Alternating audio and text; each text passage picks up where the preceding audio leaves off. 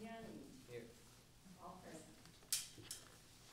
We have nothing to report out from closed session. And the next item is approval of agenda.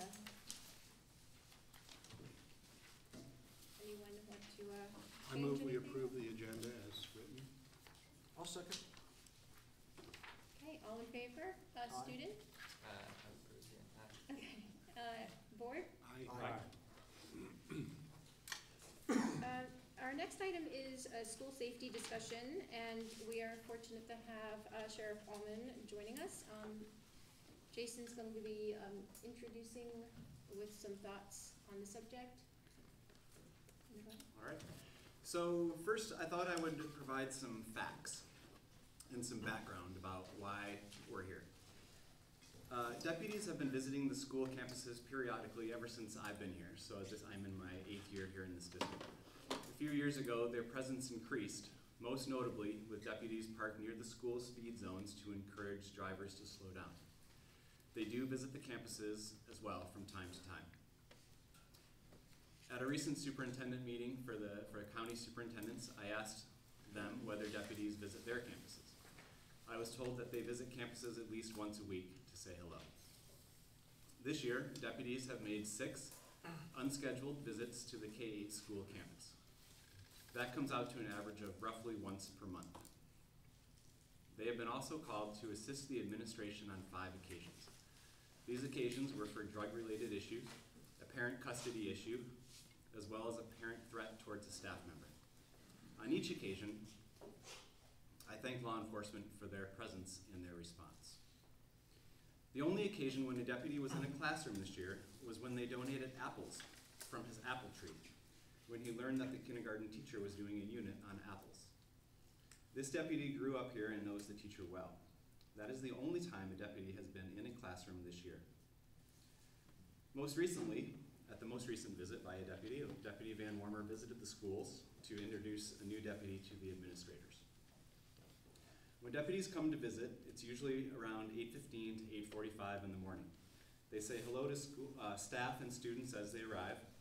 Sometimes they hand out stickers to the younger students. They are not involved in everyday discipline or student behavior at the school. Since a concern was brought up recently about where the deputies park and whether they check in at the office, I met with Lieutenant Greg Stefani to ask him if they could park in the parking lot and check in at the office if they were just here for a visit to say hello. And the deputies are doing that. We use MCSO deputies for 5150 transports, enforce restraining orders, respond to suspicious activity or people near campus, welfare calls to homes, discipline issues that are beyond what we can handle, such as theft, vandalism, and drug possession and distribution. They do night and weekend patrols. They respond to building alarms, student safety in town during open campus, traffic monitoring, and we consult with them during school safety drills. So those are just some of the facts about deputy visits this year. So how did we get here at this meeting? After 2 deputies visited the campus on the first day of school, I received a complaint about their presence at the school before and during school hours. The complaint was also raised at a school board meeting, and I was directed to hold a parent meeting to gather input and questions and invite Sheriff Allman to the future meeting. That meeting was held on December 18th. 24 people attended the meeting. 3 people were opposed to the presence of law enforcement on campus. 18 people were in favor of a presence of law enforcement on campus. 1 was undecided, and 2 were just there to listen. In addition, I received input from 23 other people who either could not attend the meeting or chose not to. They were all in favor of deputies visiting the campuses. I wrote down every question and sent them to the school board and Sheriff Allman on December 29th to help prepare for this meeting. So given that, I thought I would share my opinion on the matter. And I'd like to start off by saying that I'm extremely proud of the relationship we have built with our local law enforcement agencies, including CHP, State Parks, Department of Fish and Wildlife, and the Sheriff's Department. We rely on our local law enforcement for the many reasons stated earlier. The local deputies know our administrators and our campuses. And it goes both ways. In an effort to get to know our Sheriff's Department better, I participated during the past few years in 2 ride-alongs with the Sheriff's Department. I also did a fish and wildlife ride-along as well. These were great opportunities for me to see firsthand what our law enforcement officers do for our community on a daily basis. I'm confident in their ability, and I've always witnessed deputies in my time as principal or superintendent in the district as being polite and respectful. At the end of the day, the safety of our students and teachers is my responsibility. I cannot express to you enough the amount of time I spend talking about and thinking about safety in our school district, not to mention the sleepless nights. In my time as superintendent here in Mendocino Unified, and I think you can draw comparisons to every other school district in this country, I've dealt with enforcing parent custody issues, restraining orders, drug possession and distribution, threats against staff members, child welfare issues, and suspicious people near or on our campuses, just to name a few. It gives me great comfort to know that all of our law enforcement agencies are a phone call away and that we have such a good working relationship with them. I will not ask our deputies to stay away from our campuses before, during, or after school hours. I believe this process has been good for me and our district. I heard a lot of input at the meeting in December and during informal conversations with community members. Most notably, I think we should invite our deputies into our classrooms so that they can talk with students about their jobs. I also think we should invite them to our civics classes in the middle school and the high school. So that's an idea that came up, and I think we should do that. So that's about all I had as far as background, some of the information, how we got here, and my opinion about the matter. So I guess without, you don't want to hear any more from me, so I'd like to introduce Sheriff Allman. Thanks for coming over. My pleasure. I think you're supposed to stand near, or stand or sit near that axe over there. Right there, okay. Tom, just so you know, that we do go out live on YouTube, so there's no tape delay here. Thanks, Michael. Good press, good press. Thank you. Thank you for allowing me to be here. I'm my 36th year of law enforcement. I graduated from South Fork High School. We used to come down here and get beat sometimes in games. I would like to think that I know public education. My mother's a retired second grade teacher of 35 years, and my sister's a retired assistant superintendent in Nevada County. And throughout my career, I've worked hard to maintain relationships with public schools. My sergeants and my lieutenants know that they should know the first names of school superintendents and school principals and fire chiefs, because when there's an emergency, when there's a disaster, we do not need to waste any time introducing ourselves to each other. We should know each other by cell phone numbers, by first name basis, and by understanding what our responsibilities are. And I appreciate your superintendent. We actually met last May for quite a while in your office regarding school safety. And as your superintendent said that he is responsible for school safety and of the teachers and the students, I'm going to tell you that there is not a person in this room that shouldn't list that as their primary concern for being here. And you as elected school board members, that has to be the #1 reason that you're here, for the safety of kids. There's everything else, fiduciary, school schedules, everything else is in the back seat. But the safety of children is our reason. So when this conversation came up, to be quite honest, I was surprised. I've heard a lot of things from school districts, but I've never heard of this. So I reached out to other sheriffs, and other sheriffs have certainly weighed in on this with the same question of, are you sure this is what they were meaning? And yes, I showed them the Facebook posting of a photograph of a deputy sheriff wearing a uniform on school campus. And I'm going to tell you, at first I guess I was shocked at that photograph, and I'm proud of it. I'm proud of it because I'm proud of the Mendocino County Sheriff's Office and who we are and how we do it. We're not LAPD, we're not New York Police Department, we're the Mendocino County Sheriff's Office. And we know people by first name, and We don't take everybody to jail. We work with the community. We understand the community standards, and we work with the community to make sure the community standards are met. But the quality of life and the safety of our citizens are the paramount things of why we go to work each day. And I'm very lucky. The county council attorney who represents the sheriff's office is here, Brina Blanton, a graduate of Mendocino High School. Today I met with Officer C.J. Denton, Deputy C.J. Denton in Ukiah, a graduate of Mendocino High School. Mendocino High School has certainly earned the ability to state that you are putting very good people into the community. But as far as our deputy sheriffs being on school grounds, a deputy sheriff, number one, has a legal right and obligation to be on school grounds. Let me clearly say, if I had a deputy sheriff that was on duty on your school ground and he was not carrying his weapon, an internal affairs investigation would be opened and discipline would be issued.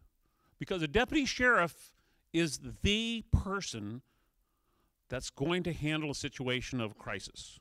Whether it's a restraining order violation, whether it's a burglar, whether it's a nasty person who wants to do damage, that deputy sheriff's not going to wait for the army to get here. That deputy sheriff's going to take action.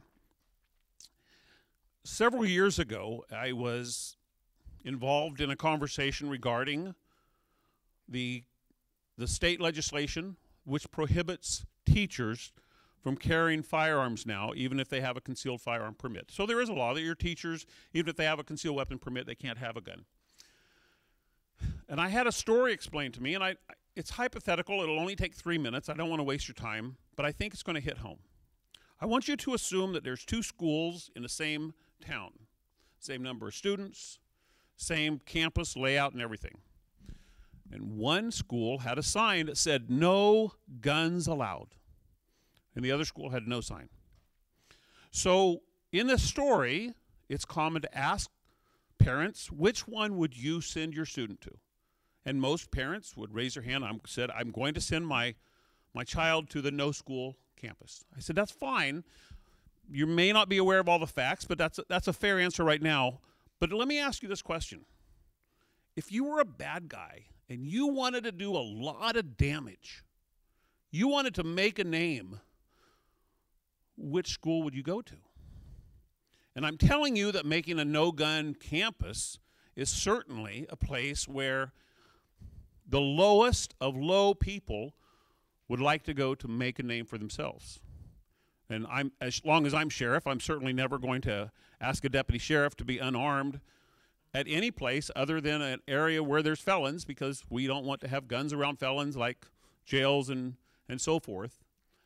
But my deputy sheriffs are willing to protect you at any time. They're wearing their protective vests. They're carrying their weapons to protect the public. And we don't come on school grounds to do anything except improve public safety, improve public relations, maintain the quality of life that we all so enjoy, and to make sure safety is absolutely paramount. We do give out stickers, and if you're curious, Jason, you talked about giving out stickers. We give out over 2,500 stickers a year. That's a lot of stickers.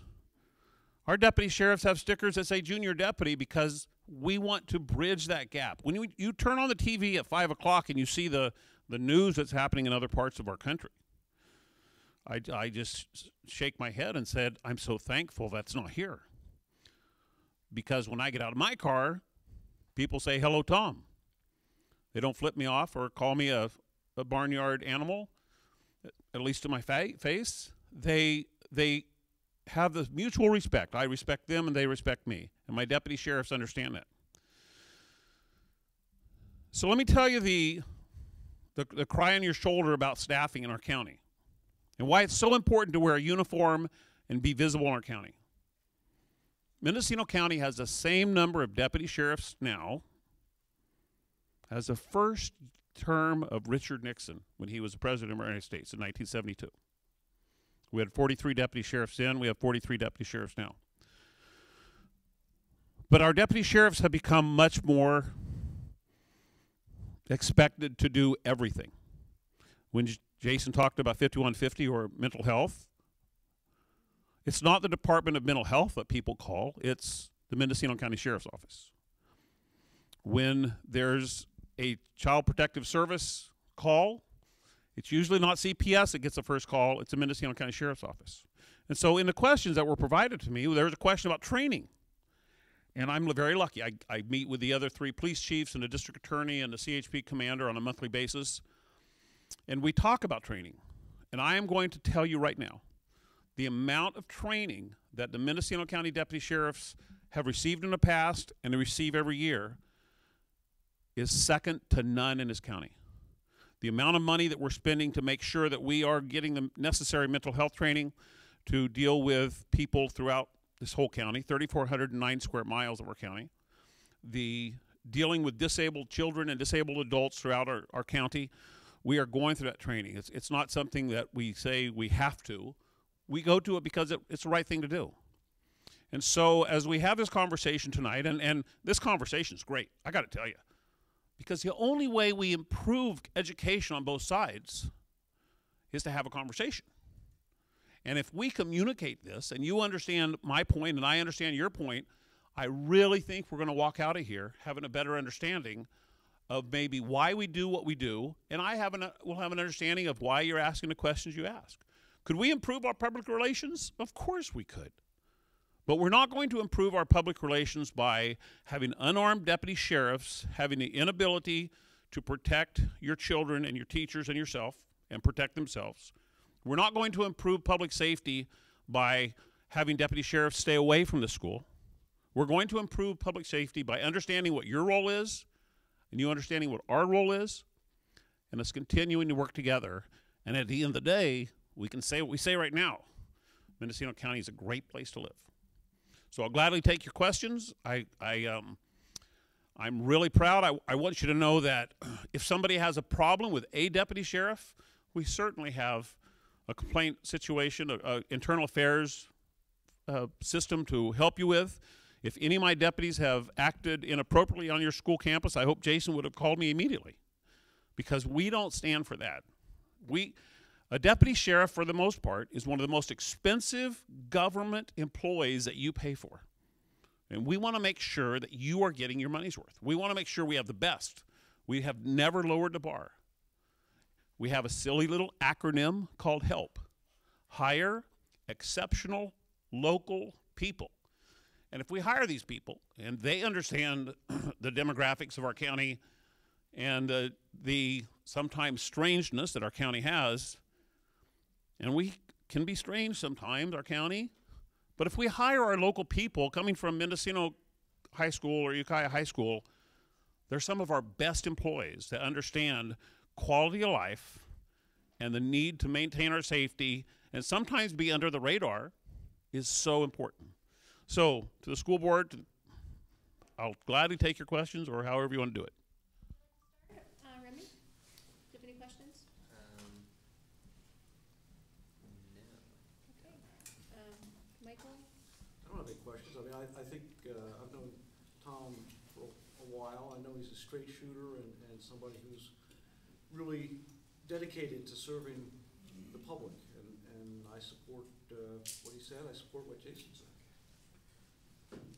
Mark? I strongly support what Jason said, and I'm glad that these people visit our campuses regularly. I think engagement, it's not them, they're us. And too often you look at a policeman in Chicago on TV murdering a person who doesn't believe to be murdered. That's one person in Chicago. I'm sure there are many wonderful policemen in Chicago. That then gets generalized, unfortunately, and that's really sad. Somebody in this room may be alive today because of Ricky Del Fiorentino, I'm sure. There are bad policemen, but they're us. All of them are us. There is no them anywhere. There's only us. And so I strongly support them being on campus, and I think it's just a really healthy thing. Thank you. I do want to know that a kid can't get into your holster. So that's a question that came up. A kid can't come in a holster. So I'm going to give you something that I promise you is a solid plastic gun. It can't do any damage, okay? And this is what our deputies carry. This is a holster, and a red gun means this is a solid plastic gun. This is no weapon. So if you don't mind, can you take that out of the holster for me? It's the same weight and shape of the Yeah. weapon that they use. So go ahead and take that out. I'm not Yeah, just lift it right succeeding. out. I'm sure there's a button somewhere. But you can take it out. No, that's pretty good. So actually, it's a very nice holster that all of our deputies carry. If it's on your belt, and this is a plastic gun. I don't want to scare anybody. This is a plastic gun. So this holster, certainly, if you knock it upside down, you hit it with a hammer, you pry it with, you couldn't get it out, and all of our deputies have this, because we understand exactly what everybody else does. That if something bad happens to a deputy sheriff, if he gets injured, if she gets injured, and they're laying there, is someone going to walk up and get their tools? Their tools they carry, and a gun to a law enforcement officer is a tool. A wrench to a plumber is a tool. A hammer to a carpenter is a tool. And our deputy sheriffs go to monthly training. A matter of fact, Sergeant Comer's here. He's one of our range masters. We don't just pull a gun out and shoot at the target. We work with holsters. This is actually the industry standard of a safety holster here.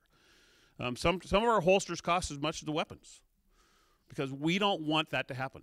And let me clearly say, no one's going to lift a holster out of one of our holsters.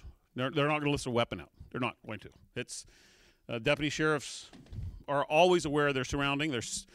It's amazing what deputy sheriff is aware of. And if a child asks about a gun, the deputy sheriff's first answer is, we don't talk about that. But we do want to talk about guns, as in, if the child finds a gun, what should he do? How many parents think that their children don't know where their gun is at the house? Every parent thinks that, but every child knows where their guns are. And I'm not trying to, tell the secret, but gun safety is certainly taught at every level, but with law enforcement, gun retention and just marksmanship are things that we talk about. So I appreciate the question. Thank you for you're welcome. I don't have any questions right now. Sheriff Allman, thank you for bringing that holster. That clarifies a lot of things, I think, for a lot of people who had concern about a kid coming up and grabbing the weapon. Could you share a little bit more information on what you alluded to with regards to training of your deputies, especially in terms of kids and maybe kids who have disabilities? Certainly. Well, first of all, the vast majority of our deputy sheriffs have kids. That's where the majority of training comes from. I'm a parent myself, and we've raised children, and we certainly understand kids' questions and actions and so forth. So let me start with perishable skills training. Perishable skills is skills that we've all learned something at some school, whether it's high school, college, trade school, we've all learned something. And if you don't use those skills on a regular basis, those skills actually perish, they diminish. And so the state has perishable skills mandated training that we do every year, and our deputies go through it. And as far as the Americans with Disabilities Act training, as far as dealing with children who are disabled, that's probably where we excel. Of watching a deputy sheriff get down on his knees to talk to a child who's disabled, or taking disabled kids on ride-alongs. I've seen it happen dozens of times. And the training that we get from the police academy on of dealing with not just children who are disabled, but every person who's disabled is beyond something that I would be able to explain in a half hour. We arrest disabled people, and certainly when we arrest a disabled person, we're going to make sure they don't get hurt, make sure they are detained in legal ways, but when they're going to be kept safe, they're going to be transported to jail in ways that it's not going to cause discomfort. You know, we don't come to work to arrest people. We don't come to work to harass people. We come to work to provide public safety, and that's everybody, you know, whether you're disabled or not. And so if it's a true disabled person that is going to, say, be more than one person, we're going to get another deputy sheriff or 3 deputy sheriffs. In our county, we're very lucky. When we talk about law enforcement officers, I want you to consider this in our county, in a rural county. We have 3 police departments, Ukiah, Willis, Fort Bragg. We have Fish and Wildlife. We have the Highway Patrol. We have state parks. We have CAL FIRE, which are peace officers. Many of them are peace officers. And when we have a situation that we need another peace officer, we don't care what color uniform you have. And if it's a disabled person that our deputy sheriff needs help with, we're not going to say, no, I just need a deputy sheriff here. I need someone who understands and someone who can get there. Sometimes it just takes muscles and bulk to take care of it, to lift somebody out, to make sure that the wheelchair is not damaged, to make sure that someone else is there to help. Now, one of the things that we've been doing inland, and I would welcome an opportunity from anybody on the coast to help us with this, is we've been issuing not ICE as in customs, but in case of emergency, identification cards to disabled people. And it allows a person to have a laminated card with them. It says, in case of emergency, call this person. So if the disabled person can't talk, can't communicate, but is found on the side of the road and just needs help, we get those ICE cards and we call that person, get them help. So if there's anybody watching, if there's anybody who would like to help us get ICE cards on the coast, I would welcome that opportunity. And as far as training with regards to massive kids around, I expect that's done both at the academy and then as follow-on training as well? That's true, correct. Now, some departments are lucky enough to have school resource officers. We don't have a school resource officer, so what we do is we try to get the training to everybody of basic training. Yeah. I'll say that I'm a strong supporter of you guys being on the campuses. I can't imagine it not being that way. But I also am extremely happy that parents came and brought this issue up, because just because it's a good idea doesn't mean we're doing it exactly the best way we can. So I appreciate you coming and talking to us so we can discuss this through. You're welcome. Thank you. So I also appreciate what Jason shared and what you have just shared with us, and thank you for being here tonight. I think the relationship that we have with you and your officers is really valuable and special, and so I thank you so much for that. Just as far as the disabilities, can you explain how you would identify and then your officers are ready to handle more of an emotional and mental disability rather than a physical? You know, if a student were to come, and would they be able to navigate through a student who maybe is challenged that way? Certainly, and I would say that their parenting skills would be the primary. The first responder of it would be the parenting skills. I'm not aware of any 8-hour block of training strictly for emotional disabilities, other than we are trained to deal with victims of crimes who are going through some of the most emotional experiences anybody has ever experienced, whether it's a sexual assault, physical assault, who knows what. We are dealing with people who are only focused on emotions. And our deputy sheriffs are experts of working with emotions to calm someone down, to get the right person there. You'll be interested to know that when our county passed Measure B 2 years ago, one of the things that we've got out of Measure B starts next month on February 12th, a 3-day, 24-hour training class for all first responders, fire, police, ambulance, throughout the county, of critical incident training.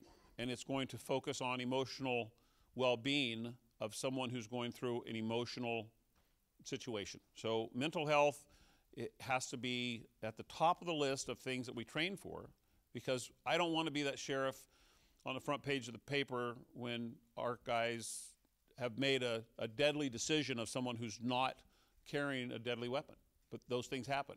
So we're doing the training. It's going to start in February. We're going to have one in April, one in June. And secondary to Measure B is we're going to be having, we have funding for a mental health training facility that's going to focus for teachers, nurses, first responders, and parents to deal with people who are mentally ill and to work through the situation for the betterment of everybody. I don't know if that answers your question directly, but I'm not going to say that we do something that we don't. We don't have emotional training standards, interview standards, other than what we would do for anybody who's going through the same thing. One of the questions that had come up was, would the officer be able to identify if a student maybe behaving, a little different, would they be able to identify that as maybe an emotional or mental issue rather than acting out, in a negative way? I'm not aware of any other occupation other than maybe a teacher that, would go through different periods each day and have 180 different kids. I'm not aware of any other occupation where the professional deals with so many people that as a law enforcement officer. We deal with people who are angry at us for getting a ticket. They're happy with us that we arrested someone who assaulted them. They're happy that we found their loved one.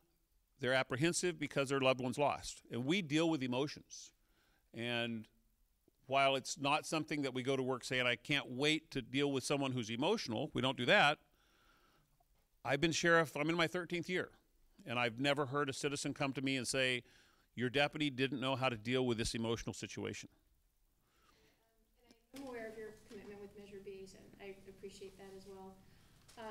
So one thing I'd like to say is that one thing I value about this relationship is that the school is, part of the education is just learning about the world, and if students can appreciate, the presence of an officer in their lives as someone who's a resource, to me that would be, a really valuable experience to leave with from this school. So thank you again for your involvement. Well, you're welcome. I'm not saying this needs to happen at Mendocino. I'm saying that last week our deputies went to the third school of this school year they were invited to participate in Career Day. And I'm very proud about that. That local schools are saying, deputy sheriffs, come talk to us and tell us what you have to offer. Because hiring local people is how we keep the quality service that we're providing now. So does anyone have a question? I have a question. Sheriff, it's always entertaining to hear you talk, but I find this ridiculous that you have to come and explain the presence of a sheriff on campus. I mean, that should be encouraged, number one. And as a parent, I'm Paul McCarthy from Elk. As a parent of someone who went through the system from K through 12, this has never come up before. This was never an issue. And we've dealt with the sheriff's department for a long time. I've been here 23 years. Never has there been any question of the professionalism of the sheriff's department. I mean, unbelievable. I've not seen one bad sheriff or one bad deputy, but I've seen plenty of bad parents, all right? And that's for darn sure. And to propose that an unarmed person or there's some kind of jackbooted thug on campus is the most ridiculous thing I've ever seen, and I'll apologize for even being here. If someone, you were the most approachable sheriff I've ever seen. I've been writing for newspapers or online since 1977. All right, you're the most approachable guy. If there was an issue, you should have been contacted yourself. I'm glad you're here talking about it.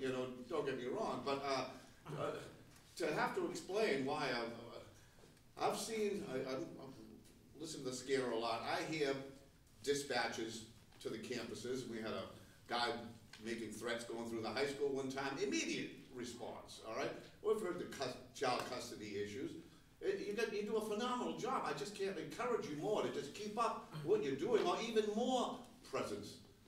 Well, thank you, Paul. My number is in the phone book if anybody needs to talk to me, my home number. But Paul, I'm just going to disagree on this one thing, that this is a topic that if it was being talked about in the community and it wasn't brought to me, it wasn't brought to the superintendent, it wasn't brought to the school board, then that would be a bad thing. Let's talk about everything so we can have a better understanding. But I appreciate your words, and we do have professional law enforcement officers that do good work. But let me say this. I don't know of any profession there is where the person doesn't make a mistake. And do we have deputy sheriffs who have made mistakes? I've made mistakes. Have I ever arrested someone who's totally innocent? I would imagine I have. We don't go to work doing that. We don't go to work to make mistakes. But if we do make a mistake, we correct it as soon as possible. So thank you for your words. I just have a comment. I just want to thank you for coming, and I had the opportunity to work on the every 15 minutes at the high school in last spring, and so we worked with all different factions of law enforcement, and everybody was so extraordinarily helpful, and it was a really wonderful experience. And I just wanted to add something to the mix, which I actually had the idea came from a student who's here now. Maybe she was going to mention it, but in case she doesn't, which was it would be really great in the very beginning of the school year for your deputies to come and just introduce themselves, maybe at an assembly. I'm not asking you because it has to come from the school, but it would be a great way to just start off the year where it's just these are the deputies that are in the community that are here to help you if you need anything, and to know them on a first name basis right away, I think would be a great. We would welcome that. I would welcome an opportunity for us to have an assembly, but at the beginning of the school year, you may see our patrol cars a lot more than the other parts of the year, because the 16-year-olds who've got their license over the summer want to show off and do stupid things, and we're there to remind them that thou shalt not, especially with other kids around. So I appreciate your words, but listen, I'm never going to say no to an invitation to have a deputy sheriff at a school. But on the other hand, I don't want a deputy sheriff to be here, every day when we're not at Point Arena every day.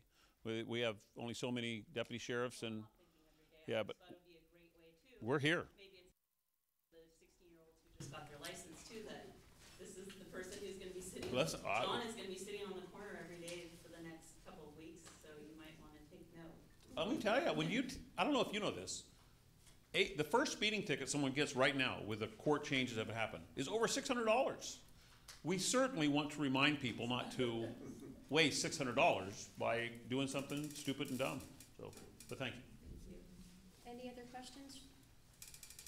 Sally? I have some comments.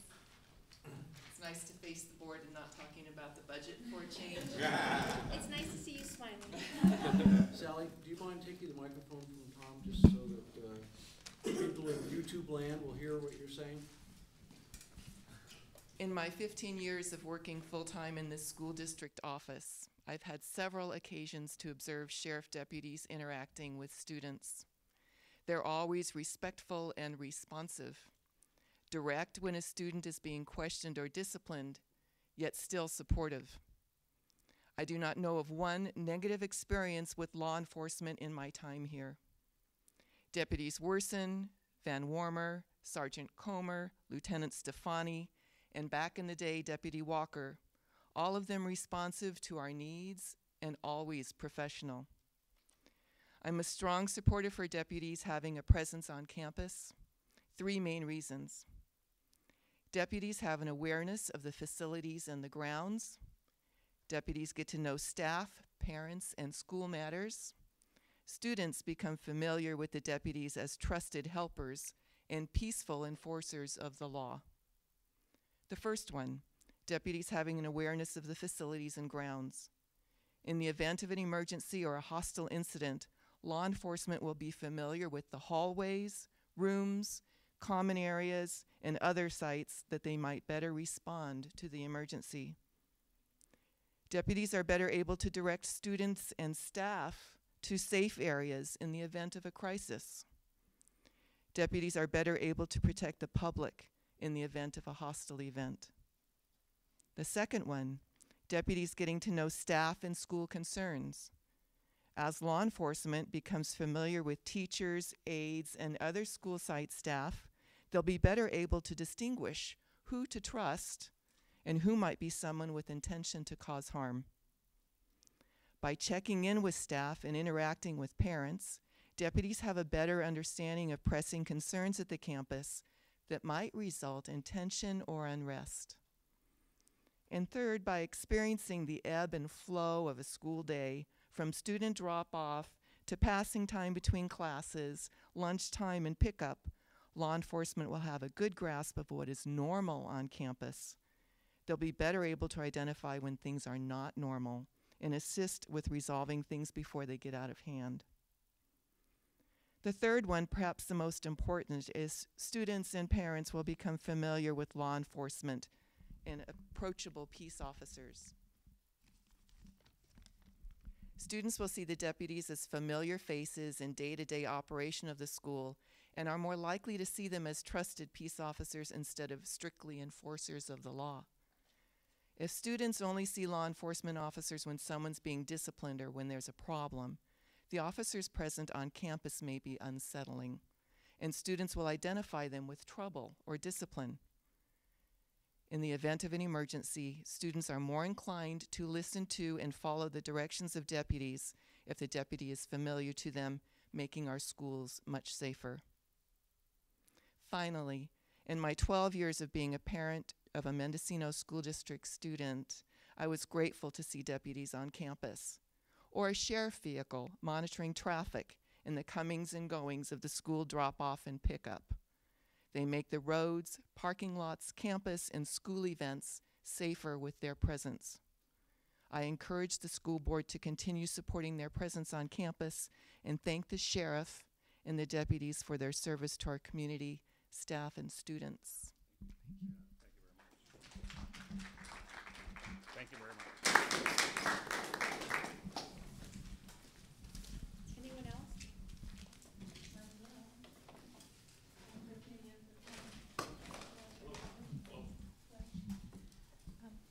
My name is Jess Anderson. No, It doesn't amplify your voice, it's just for the YouTube. Okay, thank So you. you can just comfortably speak into Comfortably it. speak. Hi, everybody. My name is Jess Anderson, and I am the parent of 2 school students here. And I also have had the privilege of working with Mr. Allman. I was the executive director of a youth-serving organization that was involved in a series of federal grants including the school resource officer in Fort Bragg and other youth-serving grants. And so we actually worked together and developed special agreements, memorandums of understanding, both around that and also around teen peer court, with my organization also ran in conjunction with support from the police department, the sheriff's office, and the courts. So I am actually a supporter of safety on schools. As you can imagine, having 2 kids, especially a 7th grader, it's been a lot of conversation in my home around school safety and school shootings. And so,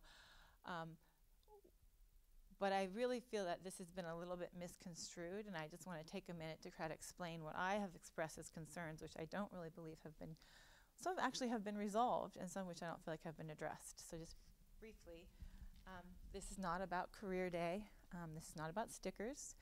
I support the presence of officers at career day, just as myself participated in career day as an executive director and as a person working in a variety of different fields, including in the domestic violence field. I support assemblies where police would, sheriff, whatever, would come and talk to the students. I support student leadership and engagement with the students by law enforcement, and whether it be like, student leadership groups or involving them and being part of the solution, right? Because I feel like a lot of what's missing here has been student engagement. What this is really about is me arriving on the first day of school completely uninformed and observing not 2, but 1 officer who was walking around campus, and in my assessment was watching groups of students, in particular groups of boys. That's how I observed it. So I walked right up to this officer and respectfully asked him, is there a problem? And he had a headset on, and he was like talking into his headset. And he said, I can't talk to you. So I stood back and I let him talk for another minute, and then I approached him again respectfully, and I said, is there a problem? I'm getting ready to drop off my little kindergartner, and is everything okay? Part of the concern I had was that this officer had parked in the red zone. There's lots of red zones around here, but there's one red zone where parking in the red zone essentially blocks the ability of parents practically to get in the door, if you will. And it's the one right in front of the office. And so people who arrived the first day of school, I could see like perilously were trying to get around this officer's car and not, hit this car. I mean, it was a problem. It was a problem. So that's what alerted me. Like, he flew in here. He parks in the red zone. People can't get around him. It's the first day of school. Like, I'm like, what's going on here? This is very unusual. So I walked into the office and I asked, what's going on? And that was the first time I asked questions. And I just didn't get any answers. So I kept asking them. I went to a school board meeting and expressed concerns. The very next day, there were 2 officers on campus. This is when I saw the 2 officers. And they were standing over there by the PE room, if you will, that big PE facility. But their back was up against a wall, like a fence sort of wall. And so they were standing there with their hands on their guns, and they were just watching everybody. And at one point, there was a loud noise over here. Kids were, jovial. And they look. And that was what got me. I was like, you're standing there with your back against the wall. You're not somewhere where it's easy for me to walk up to you and access you because you're all the way over like in the grass. And you're not talking to anybody. And you're watching everybody. I took another picture. And I kept asking questions. I was invited to join the school safety committee. I went to that. There was a school meeting that we had where I believe there were more than 3 people who raised concerns of some degree. Some of those concerns have been resolved. So I finally got some answers, and I'm really grateful for that. My understanding is now there's an agreement. This is the question. Is that there is an agreement that the sheriff will not park in the red zone blocking traffic entering the school entering? No, there's not an agreement. Okay. Well, that's a hope. Okay. Another concern. I can certainly ask my deputies to. We can walk over and I can show you, sir, where. There isn't an official, Jess, I can answer. There isn't an official agreement because there are times where deputies will need to park in the red zone.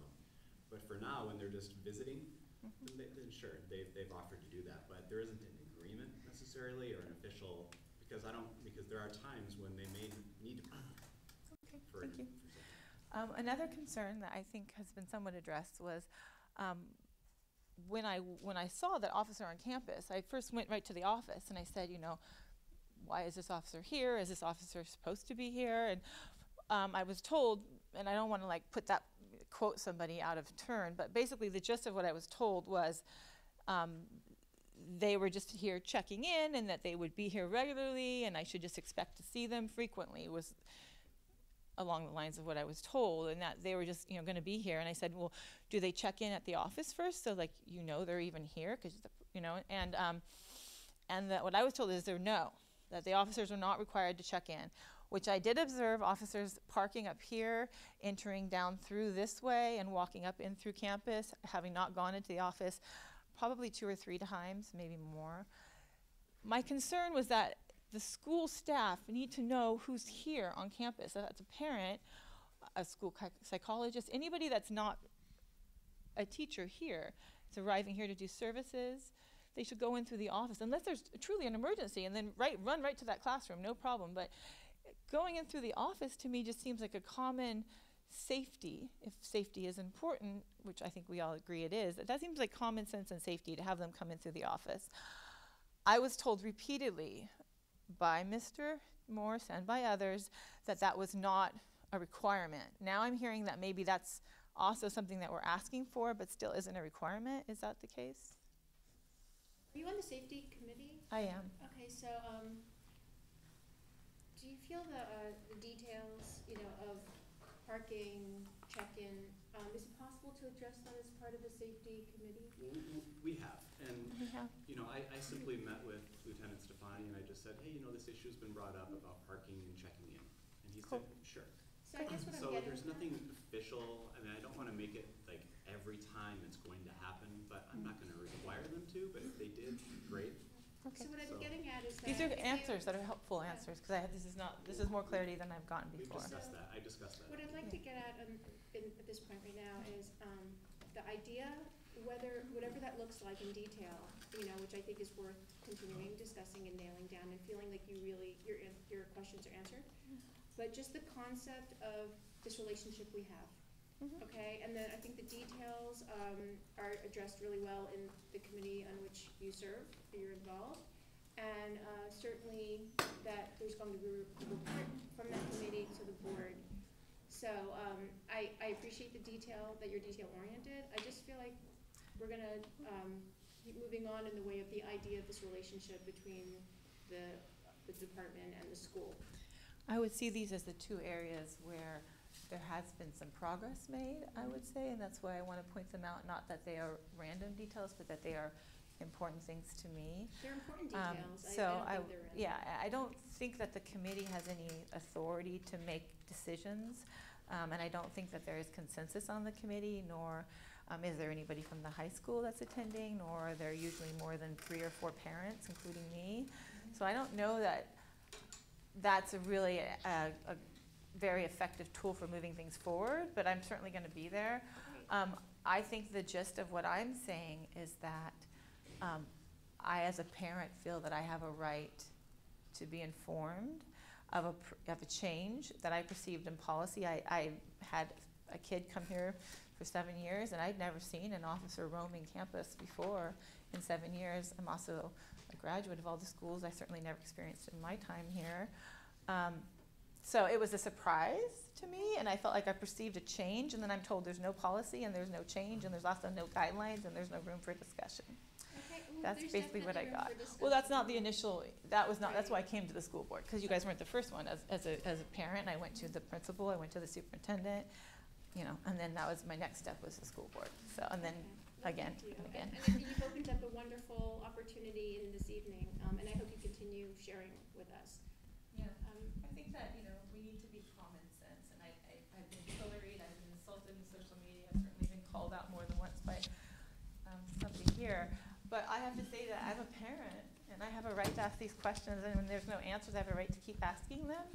And I'm very proud that enough people were passionate about this. I'm sure not everybody shares opinion with me. I don't need everybody to share an opinion with me.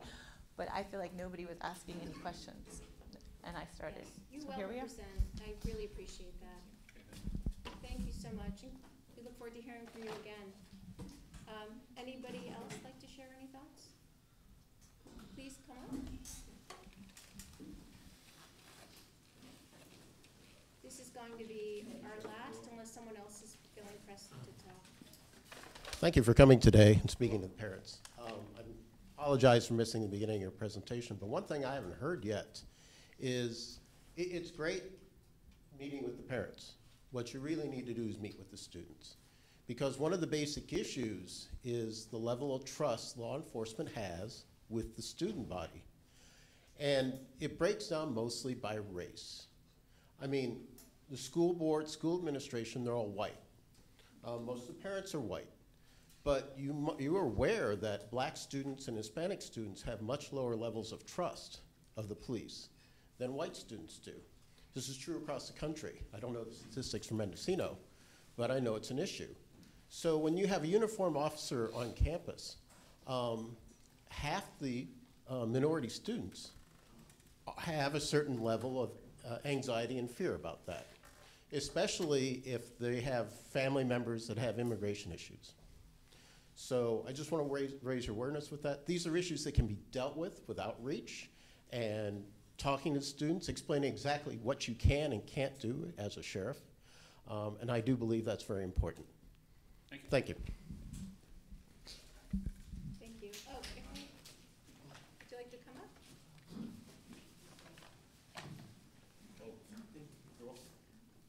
Thanks for coming tonight, and thanks to everyone. I just wanted to, my name's Andy Wellspring, teach civics as well as other subjects at the high school. I mentioned civics though because my students come to public meetings, not just school board meetings, but various meetings and write about their experiences. Some different students have been at different meetings throughout the year, and so this topic keeps coming up in our classes when they come to a meeting and talk about it. So one thing that people have been saying is just that there's been a sort of, and it's kind of already been said, but like, just to say it more specifically, like when people try and like, even just like to say hello to an officer on campus, they sometimes haven't gotten a response, and then they wonder about that. And so I feel like the other to like specific times of outreach or kinds of outreach rather that people have been talking about are good, but I wonder if also something could just be done on that basic kind of human level, in terms of maybe just having a talk with the officers about, hey, make sure you say hello or something like that. I wonder, has that been discussed at all? Thank you. You're talking to a guy who, my wife called me a howdy-doody deputy because saying howdy was my duty. And I challenge you to, if anybody says hello to a deputy sheriff and the deputy sheriff doesn't respond, I think that person should say, I said hello. I want, unless something's going on in the earpiece, I have a silly acronym. I like acronyms called WAVE. Welcome all visitors every day. We wave, we talk, we want, because law enforcement relies on the public for public safety. We don't solve crimes just by ourselves. We rely on a trust that the community has in us and that we have in them, and we solve crime. So I would welcome an opportunity for you to allow me to come to your civics class and take any questions they want. But if a deputy sheriff didn't say hello back, I'm going to assume that he or she didn't hear them or had something else going on. But we love talking. We love talking about our jobs. We love talking about everything except our guns. We will. One more. Great, come on up. Hello.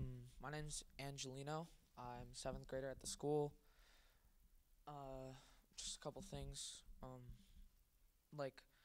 I don't necessarily support cops being on the school, because, in my opinion, when a cop's at the school and just walking around and going into the classrooms and asking questions and doing, what they're supposed to do, I feel a little bit stressed out and anxious, and I'm not always getting my work done, and it's affecting, some learning, and I don't know if it's just me, but it's definitely where, if there's a cop walking around on campus, I'm like, okay, is it me next? Is it them? Who is it? I don't see it in a positive, here, do you want a sticker, or teaching people how to just talking, and what my mom said, sometimes when the cops are here, I've seen them not talk to people. My mom would go up and she'd ask to talk, and they wouldn't talk to her. And my last thing is, I have no problem with cops coming and having an assembly, or going to classrooms and explaining what cops do, or a career day or anything. But I don't necessarily support the cops roaming around on campus. Actually, not my last thing. This is my last thing. I feel like we've only talked to the parents and the school board. From my opinion, there's no student activity. There's no they haven't given out a survey or anything. Are you okay around cops? Are you gonna get anxious? Are you gonna start shaking or whatever? Do you want the cops here? There's nothing like that. But and there's no what's it called, the student body council. There's no nothing like that with the cops. There's nothing the students just don't have a say in it. I don't think that's necessarily right. Thank you for coming up here. Thank you. Let me hold on. Don't leave yet. Can I talk for just a minute? I was on student body in my high school. I was a student body president. I saw a sign once that said, "If it is to be, it's up to me." If you want these things, if you want the surveys, if you want, do them. I mean, that's how we go through life. Some people expect other people to do it, and don't. Be the leader. Be the one who says, "I want to do a survey," and let me know. I'll come talk to your group of students anytime. But I appreciate you coming up. It takes a lot to get up and talk to these people who you may not agree. They might not agree with everything you're saying, but we live in a democracy, and you have that right. Thank you.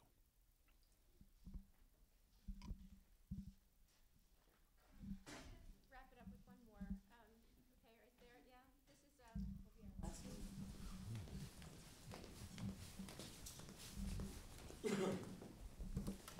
Hey, I'm Carol Carol Salo, and I've worked at the Mendocino Grammar School for 36 years. And I have to say that thank you, Tom Allman, for coming tonight and speaking.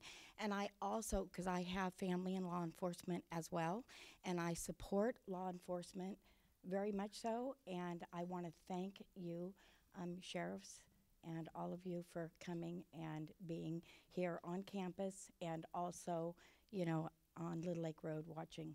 I appreciate it immensely. Thank you so much. Are we done? You know, I'm just going to leave with this. Aside of our cars. Okay, sure. Sure.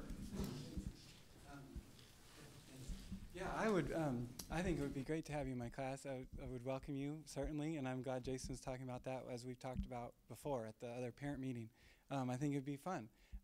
But also, and the concern that was kind of raised before at that other meeting too was that that's great, and that's one thing, but that's really different than the officers who are on the campuses, like on a regular basis. Like, you know, so meeting with you and hearing from you would be good, but it's the actually, like, the knowing the people who are coming to the campus and for them to be having the positive interactions with the students. So I just wanted to, like, say that I think that that's the other side of it, right? It's the people who are actually there. It would be great if you came by all the time, but there'll be other people too. They're younger and better looking. So, thank you. It's just going to be very short. The side of our cars say serving since 1850, protecting with honor. That's how we roll.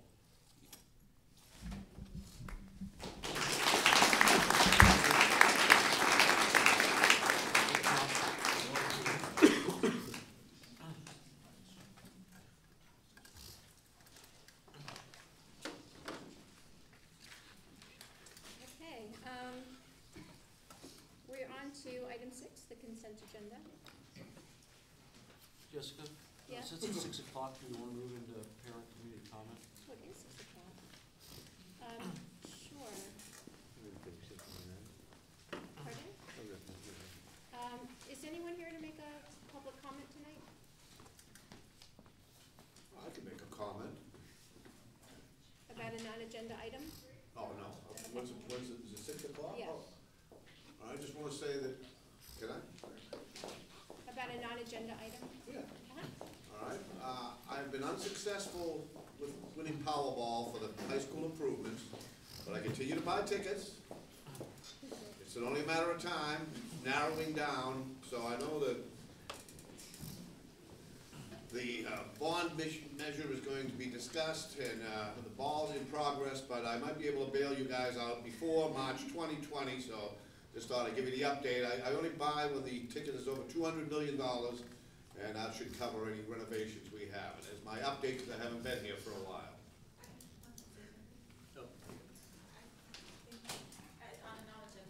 I just wanted to thank you, the school board, and all the administrators as well for supporting the extracurricular activities that make such a huge difference in my children's education. In particular, the ones that are really warming my heart right now is the chamber program and the ability of kids to represent us and sing for us.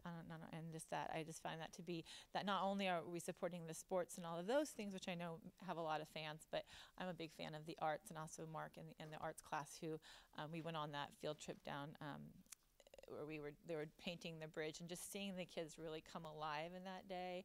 I just feel like that to me is just as important as safety and as education to me, is that extracurricular stuff. And that, I know it costs a lot and people work really hard to fundraise for it, so I just want to say thank you.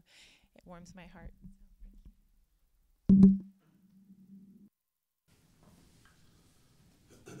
Any other comments? Okay, so we're going to move on to the consent agenda. I'll make a motion to approve the consent agenda. Second. All in favor? Aye. Okay, we're up to reports.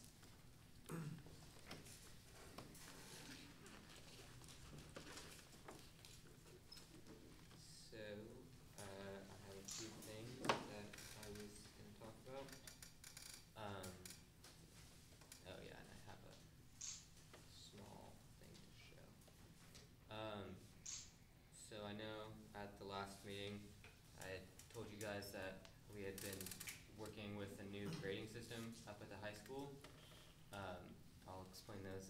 moment. We have switched from a more traditional high school grading system of kind of more, I don't know how to explain it other than there's more work outside of showing that you've learned course material. And so this year we've switched to a system called standards-based, where it's more about doing projects and essays and like more exams to show for your grade that you have been learning the course material and paying attention. So it's a very new thing, and it's a little bit of it's a transition that we've been trying to deal with this year. And I had initially thought that we were going to get a survey to every student at the end of the semester to see if what their opinions were on it and how it was working for them, but it ended up that we had gotten it in 2 classes, so I'm definitely going to do a lot bigger of a survey towards the end of next semester to get more data and see how it's updated then. But I've gotten data from a survey from Andy's classes actually. So what this is showing, the graphs, is there was a lot of questions, but I thought that these were kind of like the important ones. What the first question that was asked was if they had liked the system, and the vast majority said yes, that they did like it. There was, I believe, 4 people who said no, and 4 who were kind of just, they either didn't respond or they were neutral on the topic. So that's different than if it actually helped them. So they were then asked to rate if they believe that it helped them to succeed. 3 being that didn't change, or 4 and above being that it did help them, and 2 or 1 being that it made it worse for them. So majority of people either said that it didn't change it for them, or that it helped them a lot, like to succeed, which is obviously a good thing. That means that it's working out. There are still students who believe that it didn't help them or made it worse for them. So that's something that I think Andy and the other teacher, Marshall, who had gotten this survey results back, are definitely thinking about and sharing with other teachers, and trying to work towards a better way of using this new system, as it's very new. So it was good to get this report back. And then that last one just being asking if they thought that it was consistent and fair, and yes, a vast majority. The green and yellow is showing 4 and 5 out of 5 scale.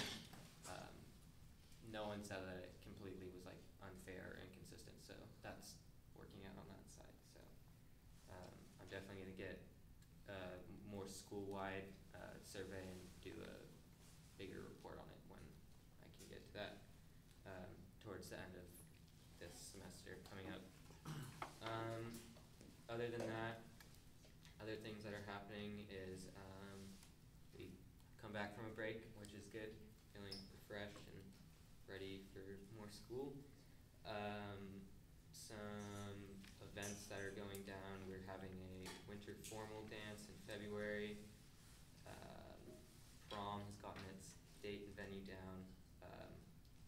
And in ASB, we're having a goal. We've set some goals to try and keep the energy level higher throughout the year, because we've seen in past years that there are certain very high points, but as those fade away, there's a lot of like low energy, and students like maybe not as excited to like come to school. So we're trying as a student body to bring up the energy and keep stuff going in those gaps between stuff like prom and other events.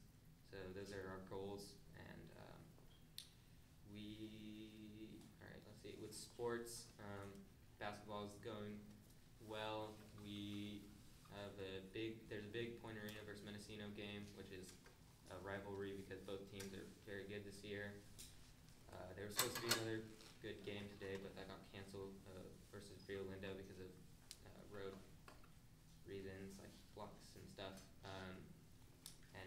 people didn't know, Jason had the opportunity to commentate on a basketball game on Wednesday, which he did a good job on. Thank you for that. Other sports, tennis is starting on the 28th, as well as around that time, other sports such as there's possibility of bringing back the golf team. There's been a lot of students interested in that, so we'll see if that's going to happen, and as well as a baseball team. So that's it in the sports. Let's see. Oh, and student concerns. So basically just what I've gotten from consensus is I don't have strict data other than just that from that class is that a lot of people are liking the new system, but they're definitely seeing like that more can be done with it, and they're just interested in trying to make it better. And I don't think that many students are completely disliking it, and they're willing to work with it, and they think that it can be better. Wow, that was an amazing report.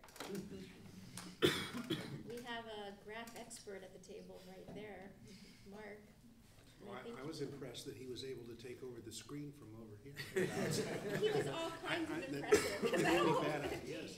Thank you for that really well-prepared report. That was incredible. Oh, and is there anything that you guys would like to know that I can like ask our like the student body and everything? Anything to bring back for the next meeting?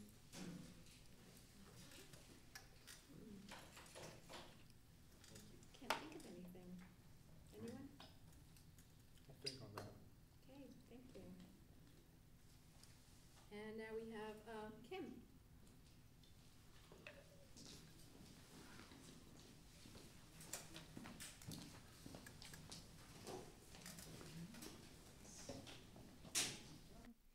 Hello. I first want to give a shout out to our first, and hopefully it will be annual, family chess night that happened. We have 120 students participating in the chess tournament this year. And so Mark Oatney, he said, I want to do a family chess night for people just to come in and play chess. And it was a big success. The Mendocino Chess Club came and played with the students as well. And it just was a really fun event. And it was kind of, you just sit down and ask someone to play a game, and adult, student, any which way it came. So he was very happy with that, and I think he definitely wants to continue with that. We as well have been working on standards-based grading, and we had our first grade report in the quarter grades. And I did receive some feedback from a few parents, and one of the things that they said that they really enjoyed was separating the behavior from the competency grades and having it be more specific around behavior. That was a good input for parents, good way to talk to their students about schooling and schooling habits. One of the things that was a little clunky is that we have it separated right now, and it's not all inputted into Aries, and so there were the mailing was huge. So for each class, you received a behavior report and then the report card on top of it. So the mailing was huge for us cost-wise, and then for parents to read through it. They said it's a little clunky for that, but we have Aries coming out in March to help us with inputting in the system so that it will be on one single report card, and it may be a little easier to read for parents. Let's see. I wanted to talk a little bit about our concerns about vaping at school. We have students who are vaping flavored oils, nicotine, and cannabis, and it is definitely on the rise, just like it is on a national level. We are having a parent night, information night, just to discuss what we are seeing, bringing some of the devices that I have confiscated just to show parents what to look for, what to see, because I know it's something that I'm definitely being educated about this year, and the staff as well, and what we're finding. And so that's happening on January 30th at 5 o'clock. One of the things that, that we are working toward is helping to educate students about it too. In my research and looking into this, a lot of students see vaping as being different from smoking cigarettes per se, and kind of the nicotine addiction. Oh no, we never smoke cigarettes, but vaping has a whole new context. And so how to best educate students around, what they are vaping through these devices and what the effects are on them is something that we want to work on as a staff, how to get that message across to them.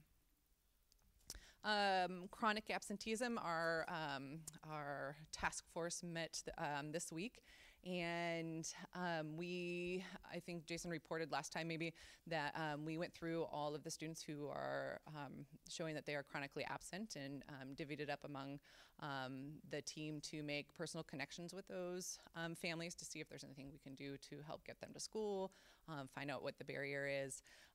And of the 40 families that we reached out to for the K-8, 68% of them saw improvement between, the time we first generated the report and when we did this week. There was also 13 families who then came into being chronically absent, so it's kind of a trade-off there too. And, it was interesting. I had a discussion with our PTO about, why do you guys think that students are chronically absent in our school? And it ranged from everything from, sickness to being so remote, having to go over the hill for doctor's appointments, dentist appointments, any specialty appointments. There was also a sense that maybe there was a higher percentage of families or moms who got to stay home, and one mom said, I just want my daughter to stay home with me some days, and so I keep her at home, and so that plays into it too. So it was interesting just to get their opinion and feedback on it. And then I do want to report, because I have been putting in the paw print quite a bit about middle school behavior, and we are seeing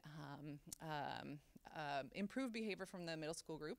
I think the 25 new students that came to our middle school this year are being incorporated into the school culture, are learning our norms and expectations. So the staff has done a very good job on helping to reteach what we expect. We instituted a couple of new positive reward systems for them, as well as, really working on the consequences and letting them know what we expect of them. So our BTF, or behavior tracking form count, has definitely decreased over the last few months, and it's definitely something I've heard from the teachers that, okay, we're finally settling in here, and it's getting to be a little better. So we will continue working on that as well.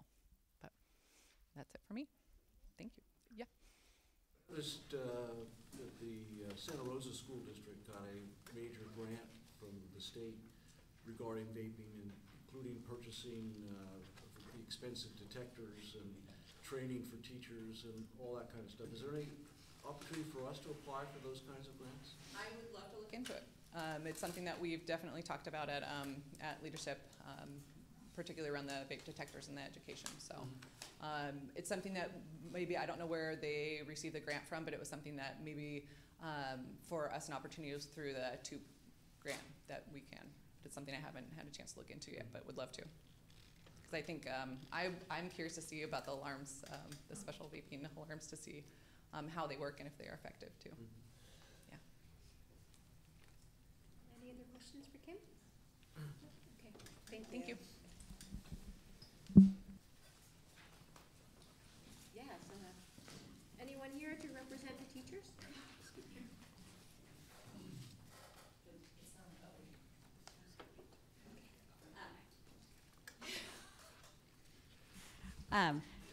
I wanted to just show you, there is a Red for Ed movement. If anybody has been reading the news about UTLA and Los Angeles teachers are on strike.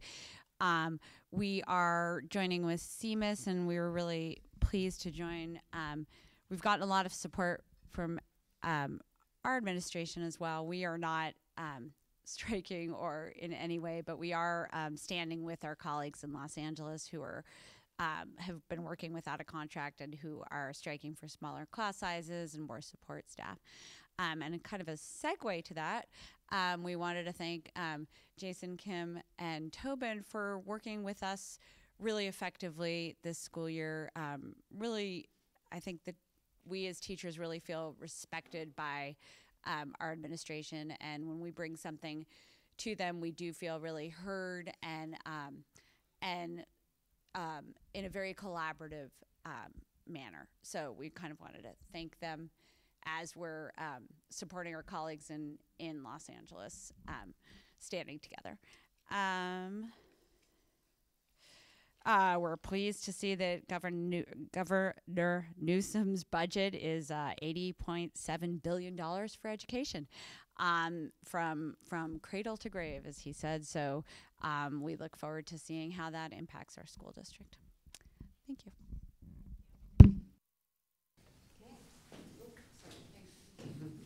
Good catch, Sean. Sure. All right, so I'm up next. I would like to call out one of the, I believe it was on this agenda, yeah, one of the donations on the consent agenda was for $36,000, or $36,900 from the Simon Edison Foundation to support the operation of the Greenwood Preschool. So that donation is amazing, and it just, it's gonna help our impact on the general fund. It's gonna make it virtually, well, I can give you the numbers later on, but it's gonna be close to nothing when you add up all the donations that have come in to support that preschool. So the Elk community wanted that preschool.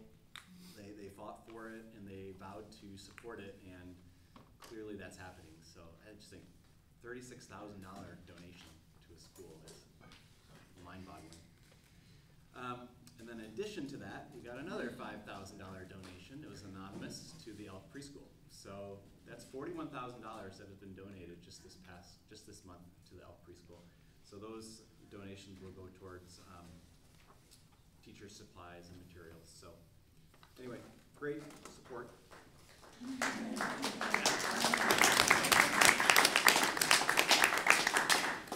So I saw Cecilia leave, but I do want to say that they put together, she spearheaded a canned food drive before the holidays, and we received 670 food items from the high school, 779 from the K-8 for a total of 1,449 food items donated, and they were split among 19 families that were in need. It's helped support them for 2 weeks. So, and then she has some left over too, because she also supports 13 families on a weekly basis for food. So, I mean, that wasn't here 2 years ago in this district. So, the Family Resource Center is coming along nicely.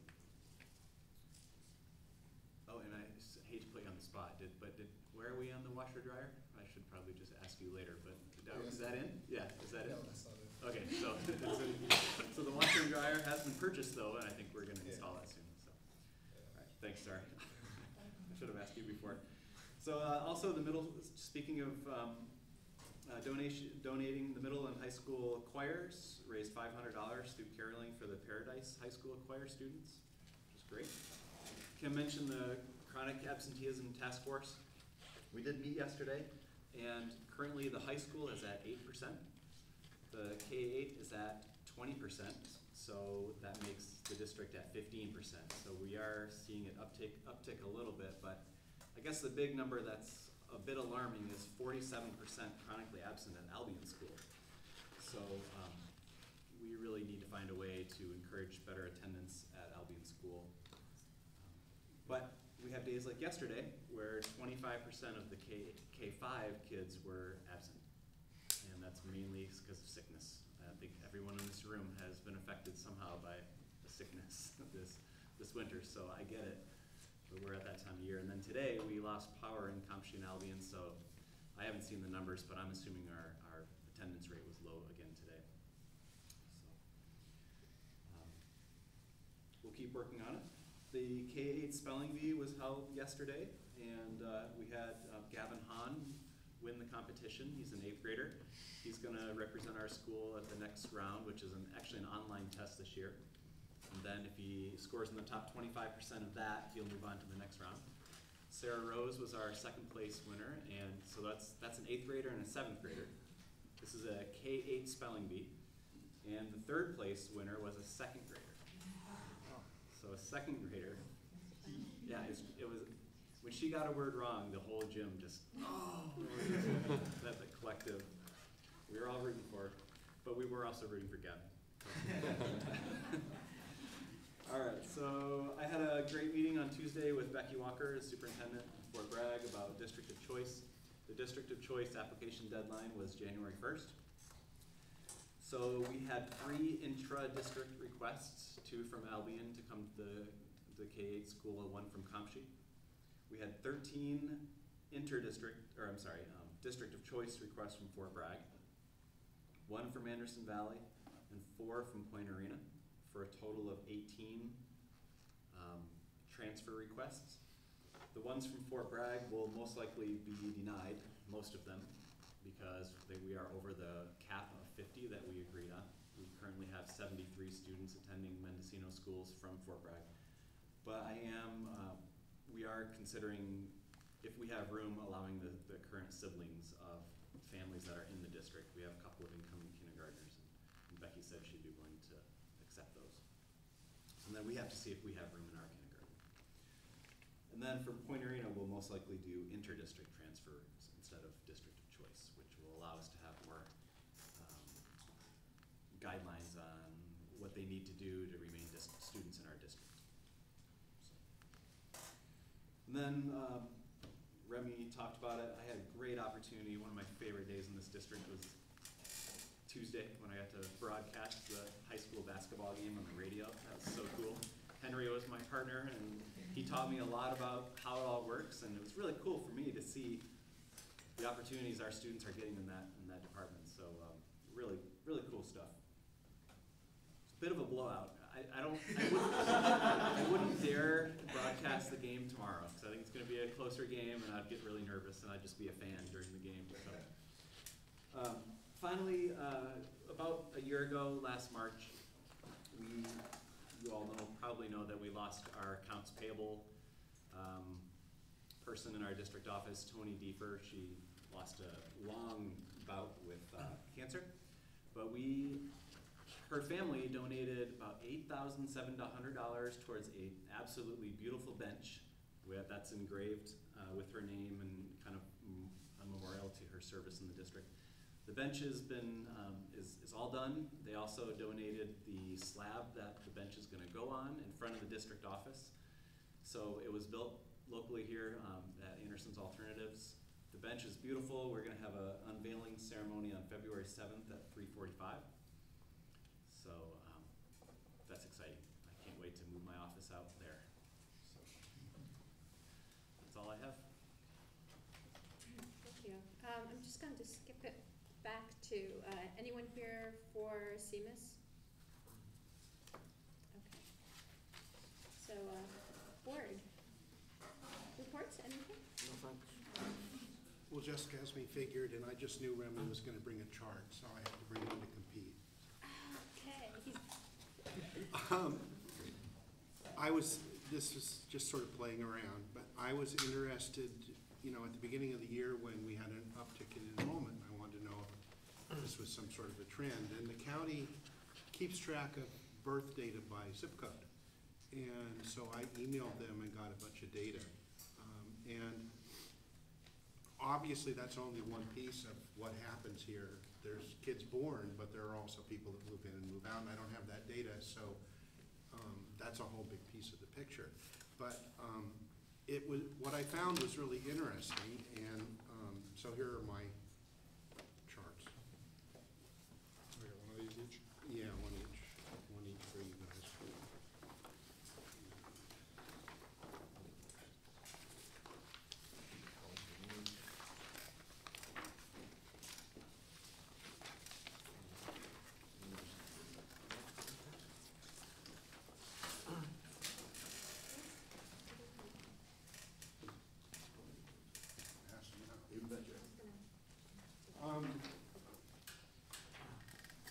Again, it's a small area, small numbers, but some really interesting things. So on the top left, you have the zip codes, and then I have every year from 1998, the county sent me all of that.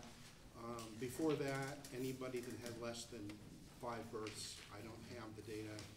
I didn't ask for it.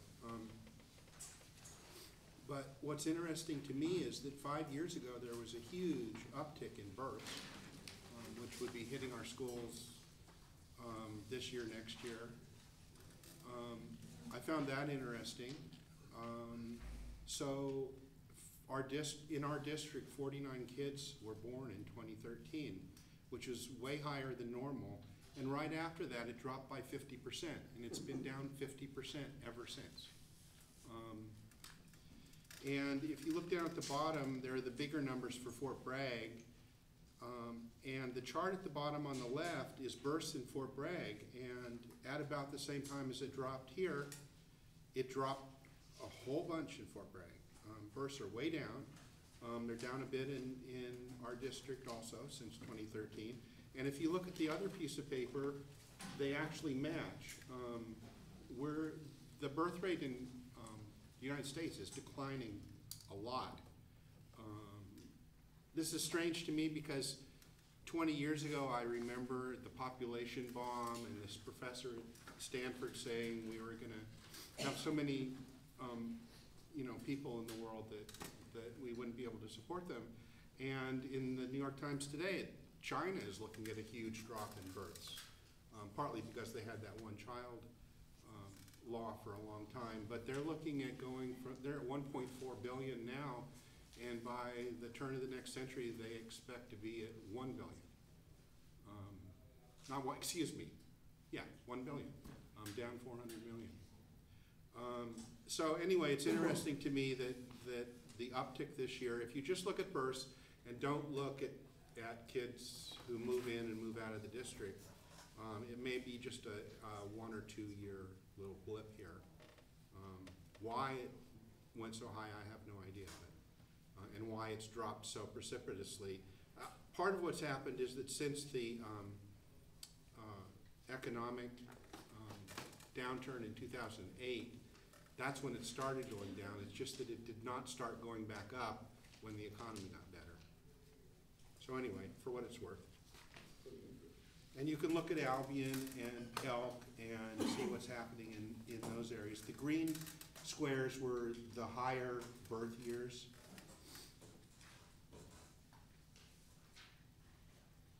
And Albion lately has had, the 7.6 is 5 years of their 5-year average a couple years ago in 2015 was 7.6.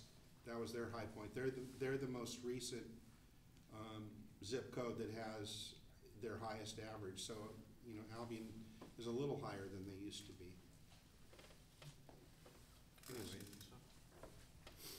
That's it for me. I don't have anything to report. Last week, the Elktown meeting was held, and I wanted to give a shout out to Lacey, the site supervisor. She gave a good presentation, explained the school to people, and answered a few questions. So she did a really good job on that. That's the only thing I have. Jason and I went to visit Joe Cooper. He is a woodworker and also was a teacher in LA with a CAD system. He showed us some incredible things that his students have done, but the reason for the visit had to do with exploring an alternative in building materials for high school.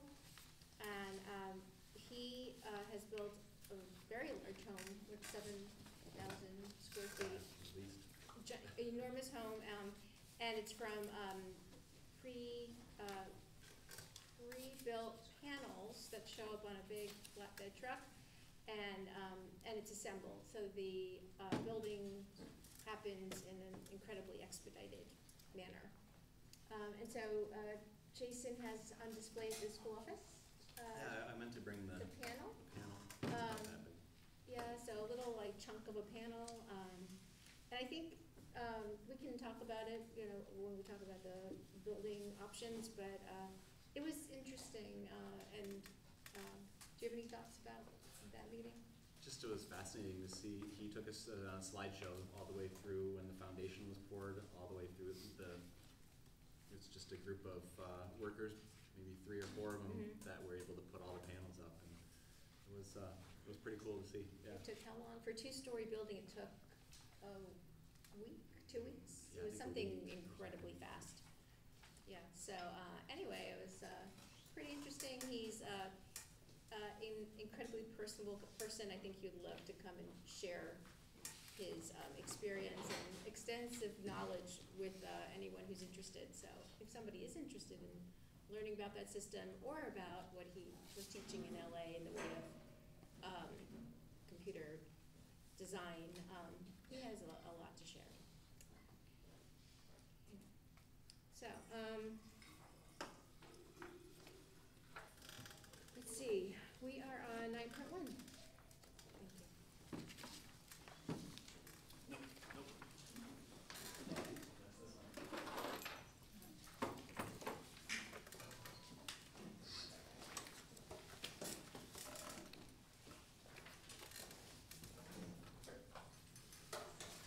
All right.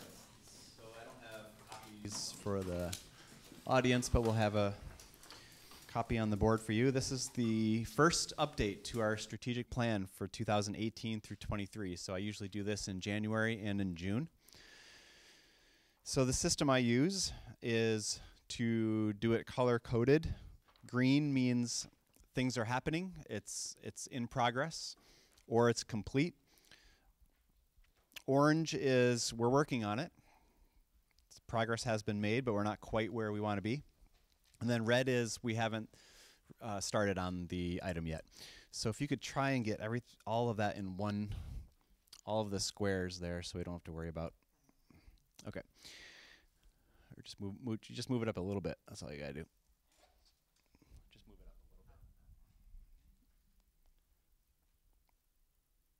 a little bit. Okay. So goal 1 has to do with parent and community engagement, where we want to actively engage and involve parents and community members.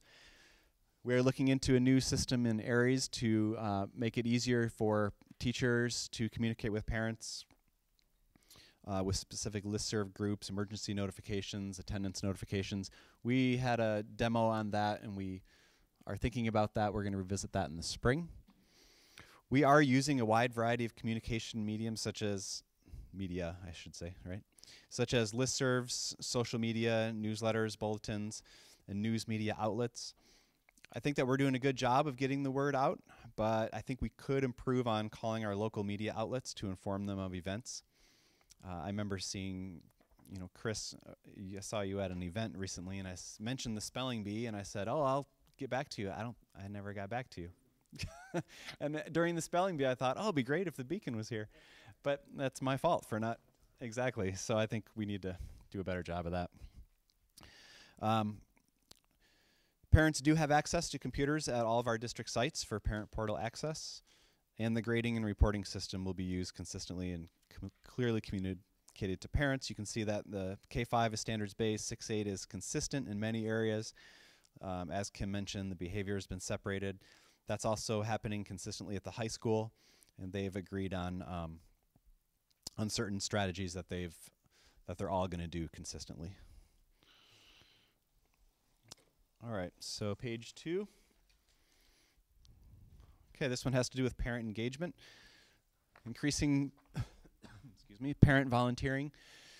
So this is the 3rd year in a row we've offered the parent volunteer class. Numbers remain high, and I think the more we do this, the more consistent the message is going to be each year and reinforced. We did a good job for 1.2.2 of tracking attendance for back to school night and parent conferences, but then, and I think if we measured some of the family nights at the high school, parent nights at the high school, the tea with Tobin and Kim's coffee with the principal, PTO meetings, we could get that data, so I think we need to do that. Also the chess night, I want to gather all that information to see who's coming to what. And of course, I already talked about the Family Resource Center. That is definitely up and running. For 1.3.1, community engagement, providing job shadow opportunities with local businesses. Individual opportunities vary up at the high school. There are students doing some of this stuff. There are teachers working with businesses, but we don't have a formalized program. and I think we should do that. We also need to collaborate with local agencies to provide internship opportunities, and we do have one opportunity at the Noyo Science Center, but hopefully more to come. And I didn't get a chance to fully sit down with Kim and Tobin to talk about this, so if I am missing anything, you two jump right in.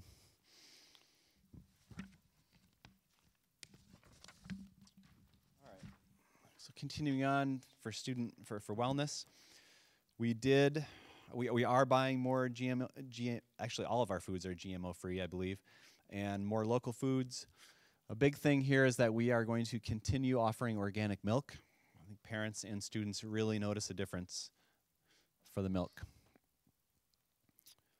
And then we want to collaborate with neighboring school districts on events and activities. And this isn't necessarily staff training, although we are doing that in some community events, but actually our students with our neighboring schools' students. And one of the things I know we do is we do a middle school student council exchange. That's happening every year, but Becky and I met on this, and we both would like to see more opportunities for that. Any questions on goal 1? I think that's it for goal 1. All right, goal 2 is a long one. This is systems of support. So the first one we have is student academic. Some local assessments have been developed. The high school did transition to one-to-one Chromebooks, and it's going very well. Cross-grade level student mentoring program. Andy left, but Andy is one of the teachers working on that, and Anna left too. So Anna and Andy are working on that, and they will have something in place. Our for our EL students, our teachers receive annual training for EL strategies. We are doing that. We haven't made much progress on a K-8 Spanish program. However, we do have an elective in the middle school, so a few students are taking that.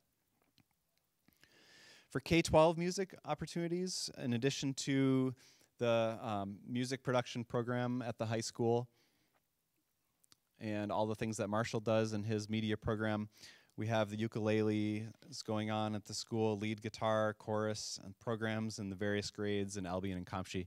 So we are still looking for more opportunities.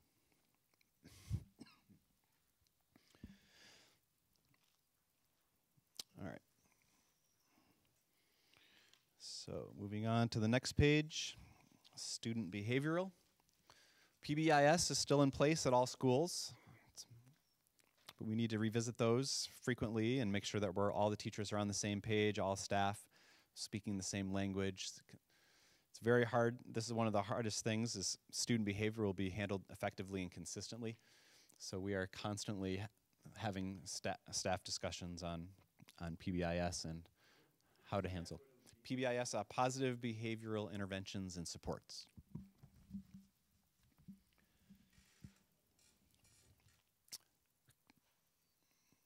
All right, I don't need to go through everything here. Just we're trying to reduce our suspension rate with other forms such as restorative justice, Saturday school. We'll see. I think our suspension rate, it may be the same or even increased this year. For student wellness, the Wellness Committee had a great discussion recently about health education and how students get it in 9th grade, but then what do we offer in grades 10 through 12? Our 6th, 7th, and 8th grade health curriculum is really strong. We have a great program there. All of our staff completed the Youth Mental Health First Aid program. That was a grant we got from the Community Foundation. Anna and Cecilia put that on, and they have scheduled a parent training as well.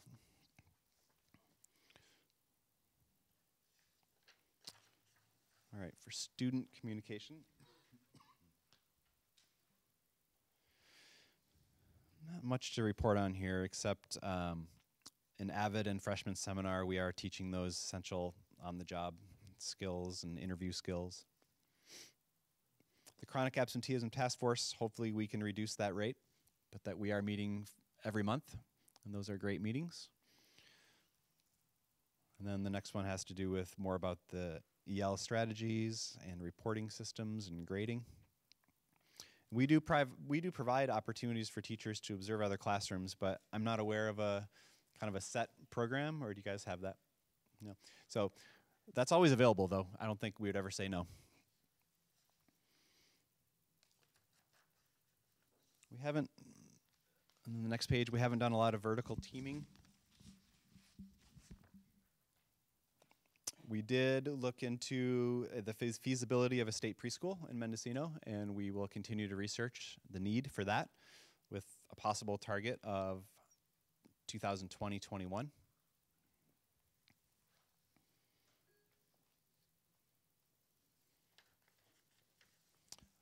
All right, so for the next one, writing. The K-8 writing assessment has been given twice this year. Rubrics have been developed at every grade level for assessing those writing assessments, as well as anchor papers identified for persuasive essays, and they're being worked on for the narratives. And something that has been discussed is, you know, if a student enters our district in kindergarten and then they end up graduating, or whoever enters our school, it'd be great if they had, at whatever level, a portfolio of their writing, and so they can physically see how it's improved from year to year. We do have a score portfolio, but we're discussing how we can get those papers online, scan them in, so make it a digital portfolio. The next one has to do with facilities. We have started the discussion for a modernization of the Mendocino High School. We'll talk about that a little later in this meeting. And then the Facilities Committee will be working continuously to try and get a long-range plan for all of our buildings. So, does anybody have any questions? We'll meet again in June, and hopefully we'll see more green.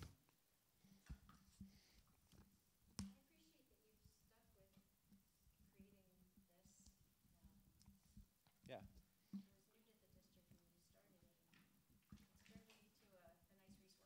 Yeah, it's Historically, I can say this is the longest something like this has carried on. They tend to disappear. all right. Thanks.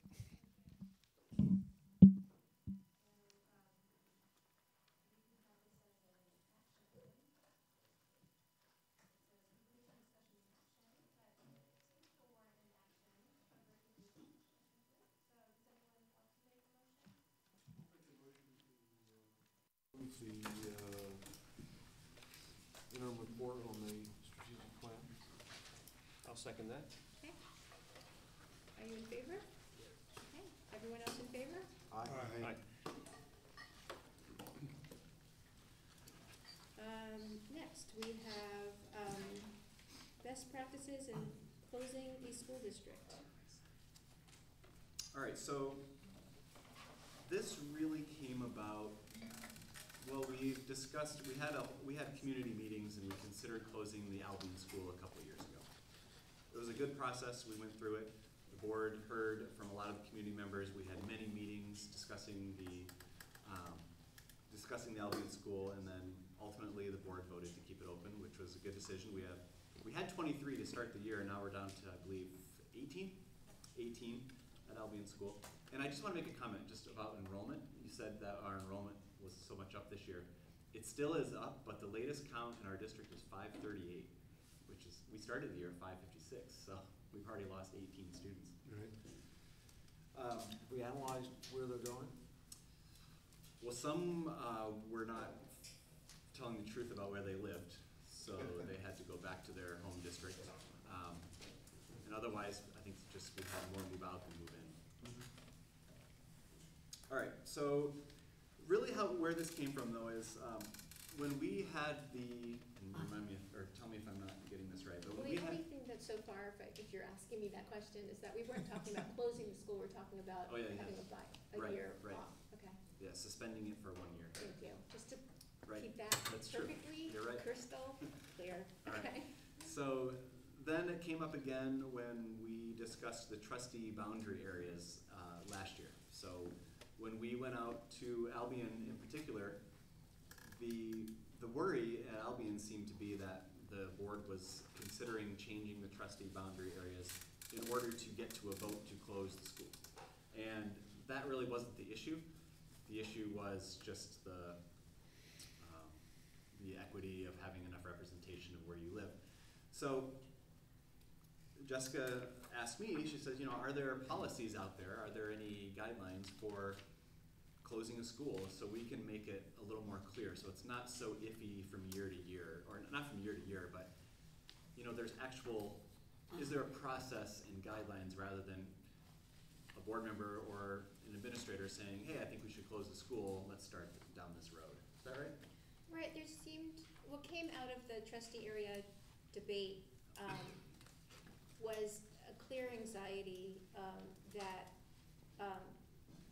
we would just close schools. And so I said, well, we really should have an actual process, and as you said, that we're not just going to decide to close a school, that we engage community and we actually have some kind of policy. So maybe to ease the concern of community members that they won't just hear when, you know, we're cutting our budget so your school is going to be on the chopping block. So it's to avoid that kind of anxiety for a community. So just to be very clear, we are not considering any school for closure now or in the near future. But I did look up online, and this is a pretty good document, I have to say. I read through it, and what I found interesting though was that the superintendent and the board should not be a part of the district advisory committee. I thought that was interesting. That the superintendent and then the board, they would get involved after that committee made a recommendation, and then you would have public hearings to close the school. But I think it was I don't think we adopted or anything, it's just a discussion piece, but I thought it was a very good document for thinking about, you know, gathering the facts like it says, deciding. Well, obviously that's something that we would already know, but I don't know. I'll leave it up to you guys to discuss, but I thought it was good. Jessica? Yes, go ahead.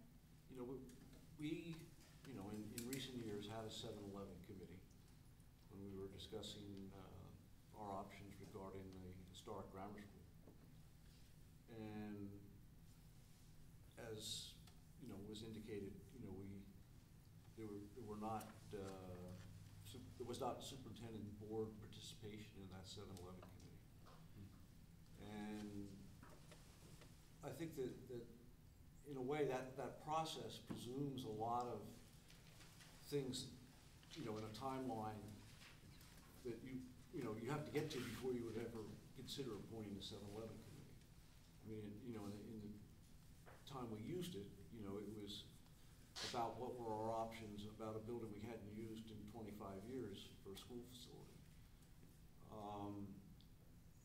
You know, and I'm not sure how this document really addresses the, you know, the issues that were raised. I mean, I think it's good to know that there is a process if we got to the point where we were seriously considering it. But I think that in a way, what I would like to see is a you know, a standard of what we accept our normal situation to be. And again, I go back to, you know, were the issues when we consolidated and became a unified district in 1964. And what I think were the promises made to the outlying communities that they would you know, be able to keep their schools unless they also agreed that it was time to close them.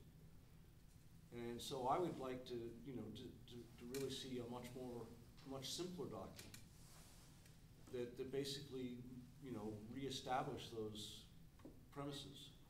And obviously, you know, a different board or the same board can change that policy at a future point. But you know, it would basically say that you know, the policy of the Mendocino Unified School District is to keep the outlying schools open unless a compelling, you know, financial crisis exists, number one, or two, a lack of students that makes operation not viable, but without defining what those things are, because I think that we want to be saying that our strongest desire is to keep the schools open, because that's the way that was our founding principle. And while we, so if an occasion arises where either of those two major catastrophes occur, financial crisis or drop-off in student enrollment, that we would then, have a discussion about what that implications were. And, that at that point we would begin a discussion that could end up leading to something like this.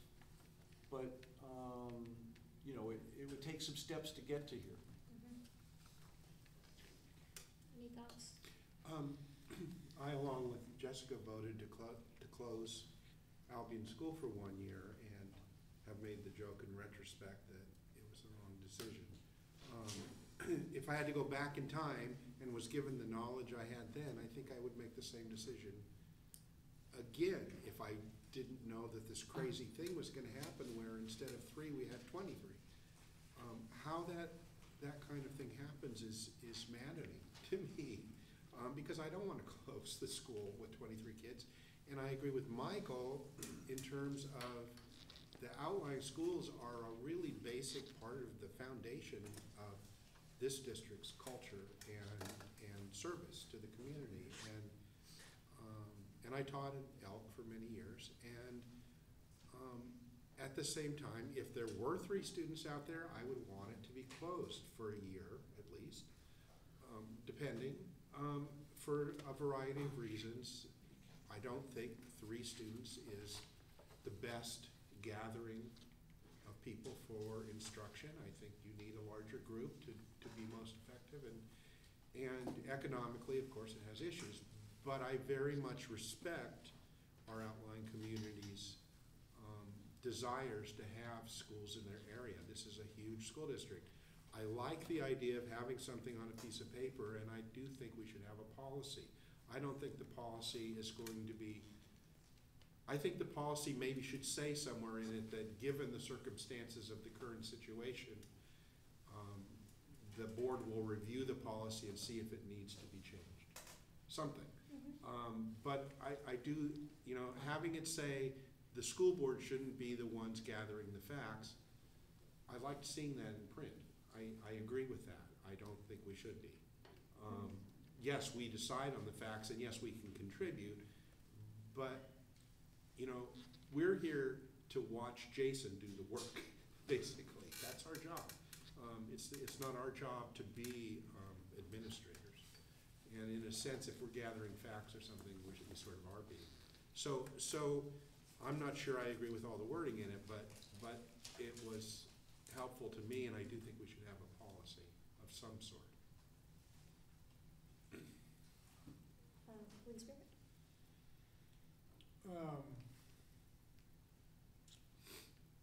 Like what both of you said,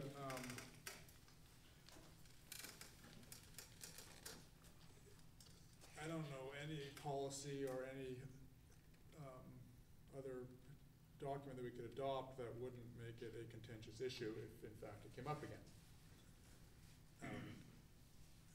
I read through a bit of this. It seemed like this had a lot of details and basically just layering another large amount of work on someone. I'm hesitant to adopt it just for that right there, because we all have plenty to do. So I guess I don't have a clear, I appreciate the thought of working on a policy, because it's always better to come up with a policy when it's not needed, I think, than when it is. Because then you're not then you're not under the gun, which I think is kind of why you've been pushing this. So I guess that's as far as my thoughts go on it. I guess besides the fact that I strongly agree with Michael in that I strongly support the outlying schools, even if they do cost more per student than other aspects of our budget. That's the case with so many different pieces of our budget. They're not, yes, it would be fabulous if every single dollar was perfectly split between every single one of our students equitably. It's not always. And not that I would necessarily support keeping the schools open even, with no consideration to cost. But I am aware and I support them even with that understanding. Any thoughts? Yeah, I concur with Michael. I think that it's important to lay out the foundation of our idea of why we have the outlying schools and what responsibility we have towards them. We know that Jason and Mark did a lot of research, and I believe you did also, Michael, in gathering and finding information, historical data, to understand what that promise was. And I think if we established in board paperwork now what that was, then whenever it's time for someone to make a decision, if it comes up, we'll understand what the board's founding principles were. And that would hopefully help guide that decision. I also will state that I agree with Wind Spirit, just like with regards to all students are not based, money spent on all students is not based on an equal number amount, but rather based on what the kids' services needs are. And so, one area with regards to outlying schools is it's not healthy for a kid, especially a young kid, to be on a bus for an hour plus if it can be helped. So I'll support that concept as well. That probably could be part of that document. That's all I have. Well, you're correct, and I think it's a great idea to just have something.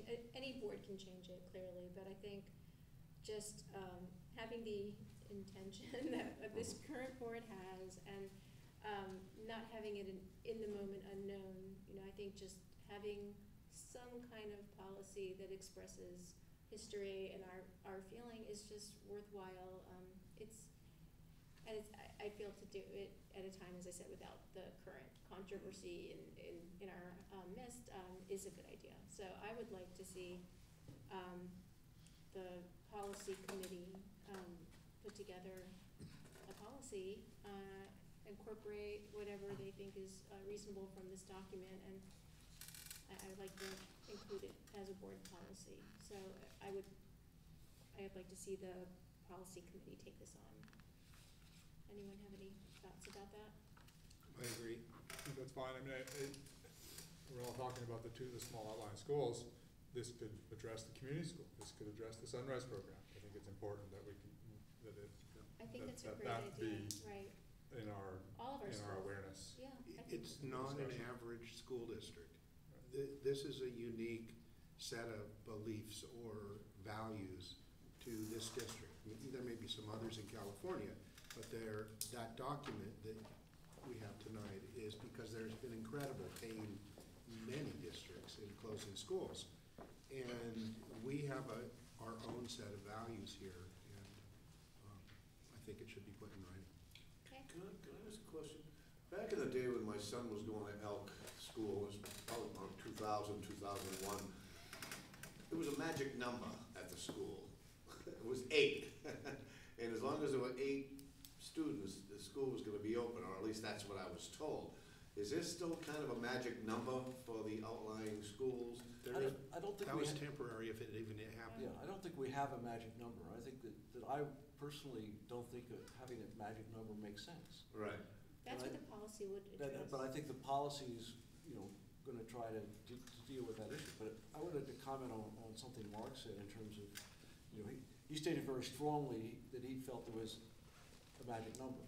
I think the number he was using was 3 or 4, right? But I think that you also have to take into account the effect of suspending a program and what that does to the morale of a community in terms of whether there's going to, people lose hope in terms of the future. I think that to me, one of the reasons why, we had such a turnaround in Albion was, you know, because we made that commitment as a district to keep the school open, and people, you know, had more confidence that we would be around in a year, 2 years, 3 years operating that program. So, I mean, I think that we can come up with, you know, something that you know, would establish consensus. And I'm not on the policy committee, but I'm willing to write a draft for consideration by the policy committee. Okay. That'd be wonderful. Thank you. Thank you. With experience, I've never seen this mouse before. Thank you very much. I have a comment, since you're talking so much about preschools, that should probably be part of the policy as well. Good idea. Okay, so this is not an action item, it was just a board discussion. We're not going to take any action tonight. Did you read through the item on the agenda item, the backup material? No, I get the monthly, announcements, and I don't get any backup materials. And it doesn't say that, people who are interested to find out more information could go and look up a webpage. So you have a little bit more material that you study ahead of time that most of the public didn't study ahead of time. Oh, I see. I knew I couldn't speak under parent comments, community comments, because it's an agenda item. So I assume that you're also accepting comments from the community when you discuss this, especially since you're not adopting anything tonight, since it's an information discussion gathering. Yes, and if you would like, I would love to hear your comment, but also if you would like access to that material, then I hope you can call the office so you can get that information. Yes, I will. Okay, all right, so, yes. The website.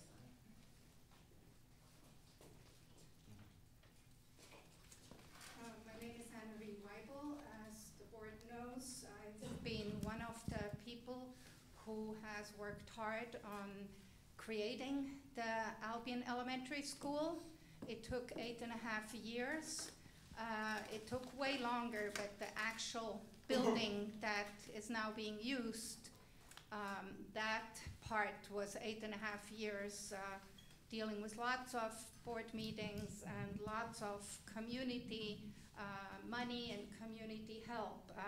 Earlier on, that school, the Albion School, the old Albion School, was sold to a private party, and the belief was at that time that centralization was the thing to do.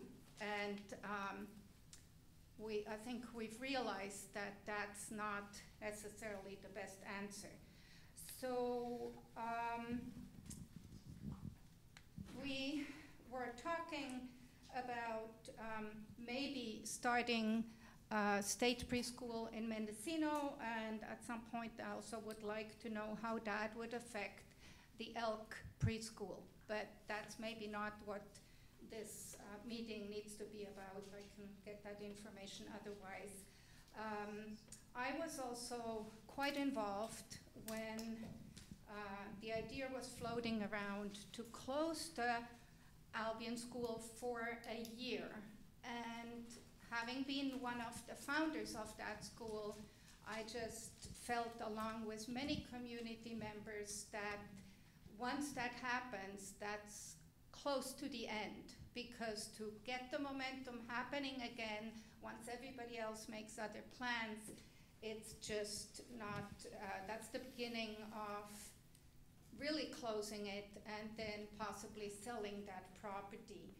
And I was here in this room when the school board decided to have a different funding formula. Michael Schaefer, you were on the board way back then, and the board promised the community that that wouldn't mean closing down these outlying sites just because the funding formula would be different.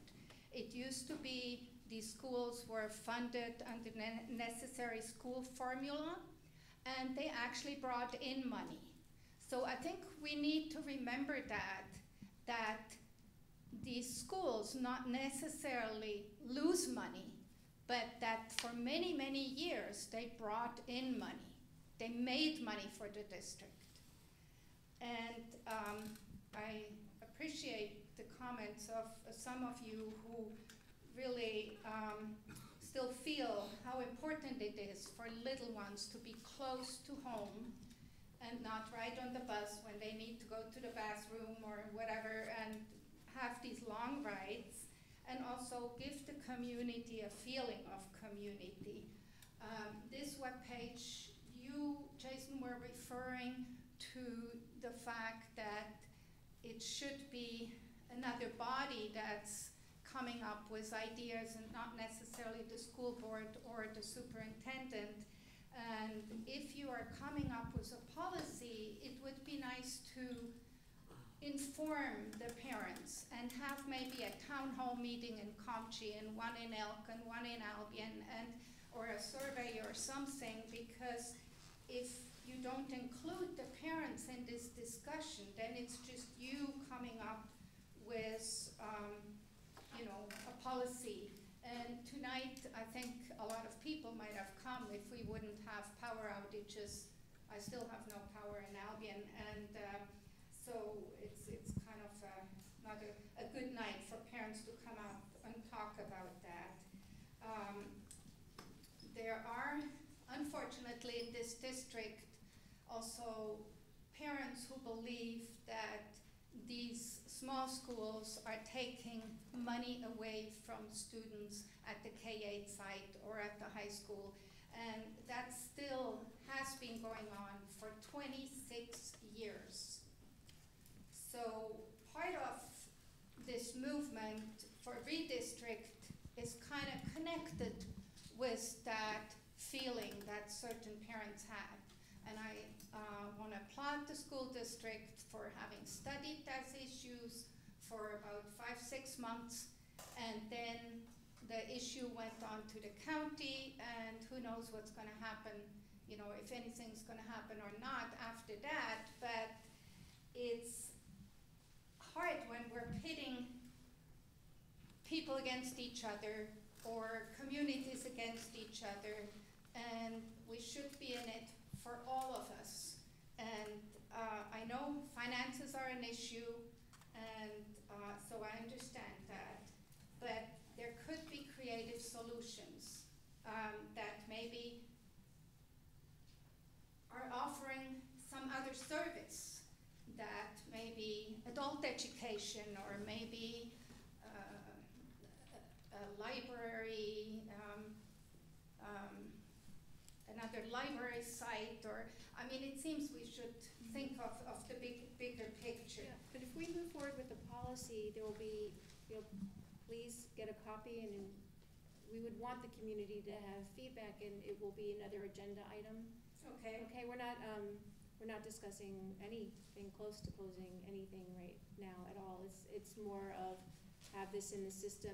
It gives people a chance when there isn't a crisis. Right. So I'm going to move on in the agenda. So just about the magic number, I think it's important to know whether we're talking about the magic number educationally speaking or financially speaking. Okay. All right. Thank you very much.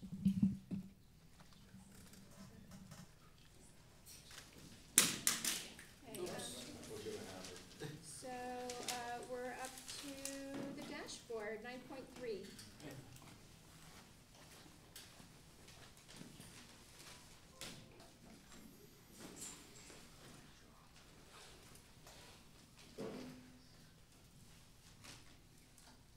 I'm just going to hook my computer up because I have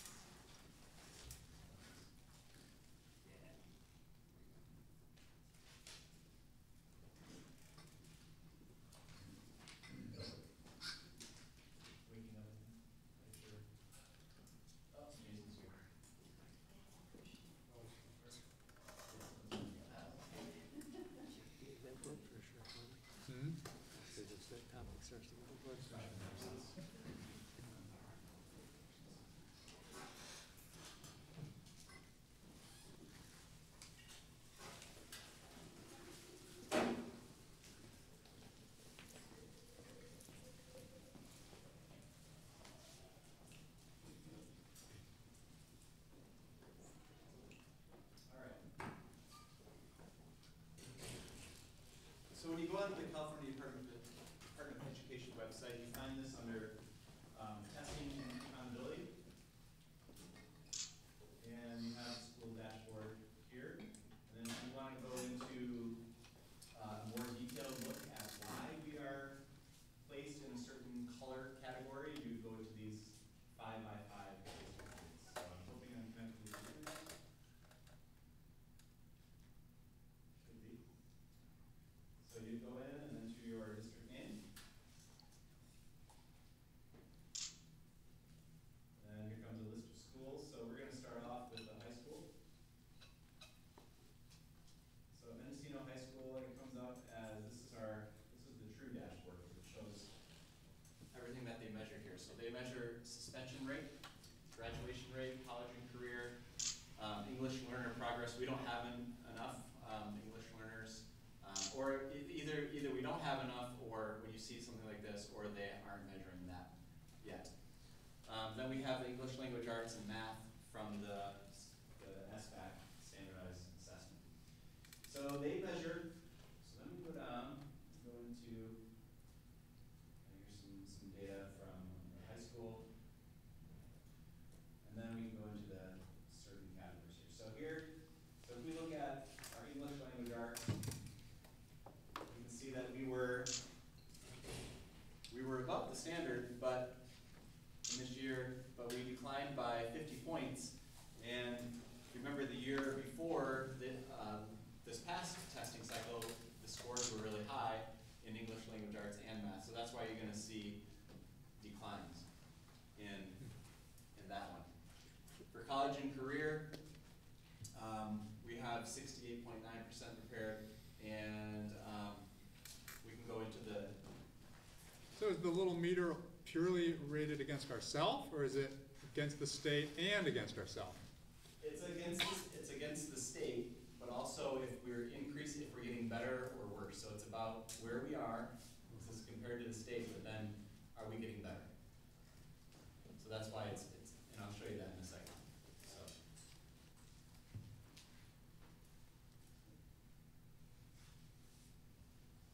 here's the graduation rate. We're blue for graduation. Then down here, I'm gonna go there. Let's go, let's take English language arts. Oh, more details, that's what I want right there.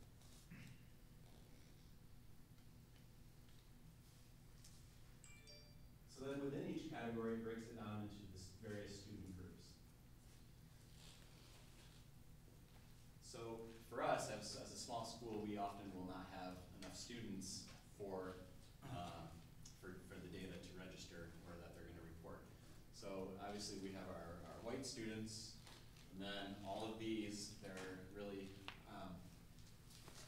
aren't enough to measure at the high school. Remember, this is only 11th grade, so we don't have enough EL learners, Hispanic, or other students to measure. So that's where the data for the high school, at least in our district, it's not going to be very telling. So maybe it's a good time for me to show you how we get that.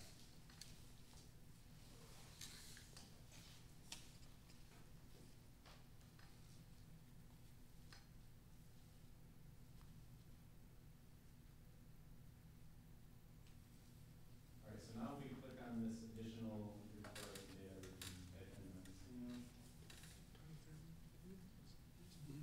And these will show how they got there. So let's look at, let's go back here and I'll show you chronic absenteeism.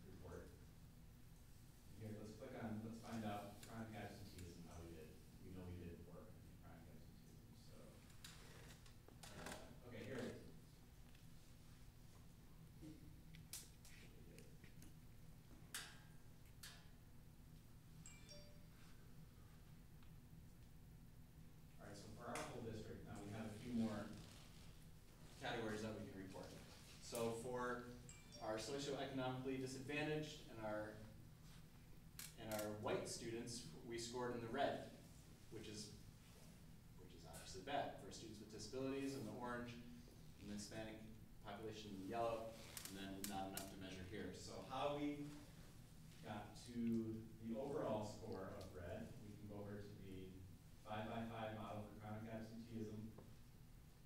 Isn't that one for the districts? Oh, I'm really striking out here. I'll just show you that. Grade K through 12 would be the district, right? Where is that? I don't see The it. second one. That's suspension rate. Oh. They don't report it.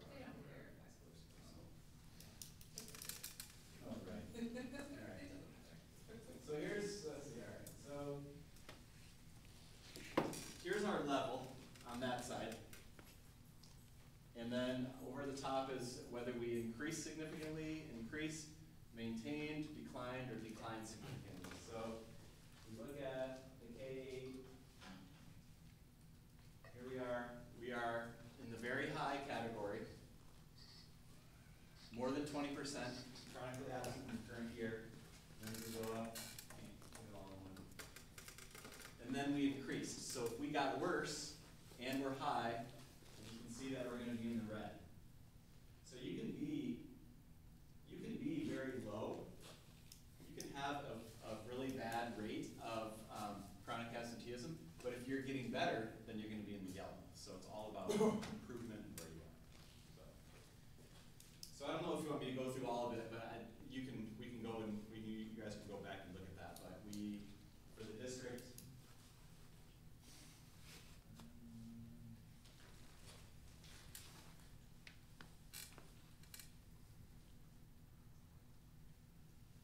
suspension rate is in yellow, graduation rate in green, college career in blue, and then our English language arts and math in the yellow. So.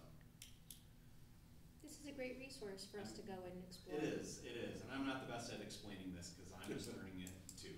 So it's hard for me to stand up here and, I beg to differ. I wonder if it's a great resource. First of all, because the little bit I know about statistics, small sample sets are almost useless.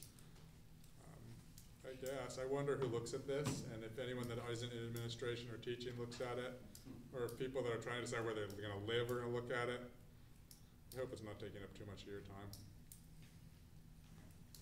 You guys have anything to say about the dashboard? Well, I could add that the fact that it's not just measuring where you are high low on the left-hand column, but you also see if you're going up or down. Well, we know some of these things we want to go up and some we want to go down. So in that sense, it's a useful tool. The college and career one is based on a number of pathways on how a student can be considered college and career ready. That are all things that we're trying to do anyway. CTE courses, doing well on the state test, doing well on taking AP classes and passing those tests. They're all goals that we have. So if someone else is compiling the data and tracking trends, great. There's a little, the cohort with the state testing and English and math scores, those going up and down on the cohorts. If we have good interventions in place, hopefully they won't fluctuate up and down too much because we can come in on when students need the support to shore it up a little bit. But I don't think it's useless. I think it's like any data. We have to know where it's coming from and how it's put together. But because it's so easy to access, that makes it more usable. When I say it's a great resource, because I have memory of our superintendent having to produce this, and pages and pages of this type of information. So it's a great resource in the way that now it's accessible just by going online if someone's interested in seeing it. But I to some extent agree with Wind Spirit, having for years and years and years and years, seeing it go up and down and up and down. For chronic absenteeism, I'm glad we're focused on it. I'm glad this is, pointing it out, and I think there's some use. For math and language arts, if there was a button you could push that said cohort view, or if you guys could take it and cut it up and put it in cohort view, it might have a little more meaning to me, but I have enough experience seeing that classes are dramatically different in composition to know that that has to feed in a whole bunch to what the score is each year. Yes, it's also true that improved teaching or some other change can make a difference, and it might show up, but I just think that there's this overwhelming challenge to the data based on the teeny little number of people. Yes, Michael? You know, I agree with the issues of a small data set. But I think that the other thing you have to think about is this is replacing an even more flawed way of looking at evaluating school districts, which was called the API. Right. And yes. the API gave one grade for a school or for a district, and it was so random. You know, I mean, you could have a declining API and still basically be doing well, and there was no real way of seeing the nuances. This at least is better nuanced. Right, I agree. And the data behind there is, you know, is clearer, easier to find. So it has some real pluses over what was in place 3 years ago. Do I hope it gets better? Yes. Do I hope that they, you know, do some, you know, more work in terms of how to deal with small data sets? Absolutely. I mean, I've been to a couple meetings with the people behind this, and that's what I was one of the people pressing. You know, is that, you know, at the state level, you see the big picture, and that's, you know, you may be able to get some more interesting observations than you can in a district where, you know, 1 year is going to vary so much from the other, just the same as you said. But I think it's something that one, we should be able to be articulate about, because this is what the state is pointing to when anybody would say, how are the districts doing? You know, and how we fare on these, in these colors, you know, does matter in that sense. I agree, and you know, being articulate about it is something that I'm clearly not, but I would rather pull up our Smart Balance report that I presented in October and show you the cohort view and show you the percentages. I mean, here's the suspension rate at the high school the last 3 years. I mean, we have all that information, so it's just the way to look at it, I guess, you know. But I agree with you. I'm clearly not articulate about explaining it in a very good way, but it's more about, do we have it? Yes, we do. And if you ask me what's the suspension rate, I can quickly pull it up. It's just that explaining it's a different story. I think, you know, the opportunity for it to be able to show progress over time is important. I think that it gets you to focus on things. You know, I think, as Tobin said, there's things that we probably would do or should be doing anyway, but that doesn't mean it's bad to be reminded of you know, that we should pay more attention to those things. I mean, seeing the mathematics in the orange, you know, is the kind of thing where you say, well, that's not good enough. Right. Right? Well, to me, I would disagree with you if that's all I had, but I've seen the mathematics in the orange for 30 years. Mm-hmm. And that's an issue in our district. Exactly. It's cultural and it's long-standing. But I think that, you know, it's sort of like, you know, the document we had earlier, where we're setting a goal of improvement. Right. And, you know, if over a period of time that's still stuck in the orange or getting worse, then, you know, we're doing something wrong. Right, no, that's significant over time. Right. And I think that the other thing that this data shows to me is that, for example, the statewide, you know, one of the biggest issues is how we're teaching our disabled students. If you look at the number of districts that are on the, and Mendocino is not one of them, but are on the state list for needing additional improvement, it's the scores for students with disabilities that is even more starkly a problem than racial disparities. and Well, there's boys versus girls also. and boys versus girls. But I think that the issue is that part of this is getting the state to focus on the fact that we don't necessarily have good metrics to evaluate. You know, if our standard for teaching students with disabilities is they should be just as good as the students without disabilities, which was what No Child Left Behind's total flaw was, right? Right. You know, that you have to make allowances for disabilities in terms of your evaluation of whether you're being successful in your student planning, in your student teaching. And you know, one of the things I would love to see on here that they've talked about at the state board level, and you know, is to have that cohort analysis as part of it. And if you break it down into subgroups, it's the same story. You know, if any of your subgroups are continuing to not show improvement, and you've done all the things you're training about, maybe the metrics are wrong.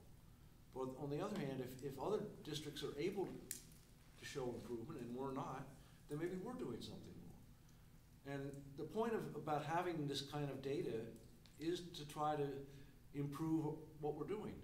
You know, that continual improvement is what we're, you know, one of the things that we're about. So I think that this is better than what we had 3 years ago.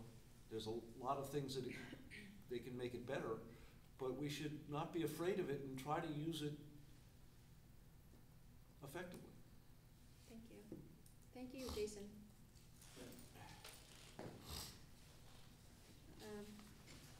9.4. The financial advisor hire.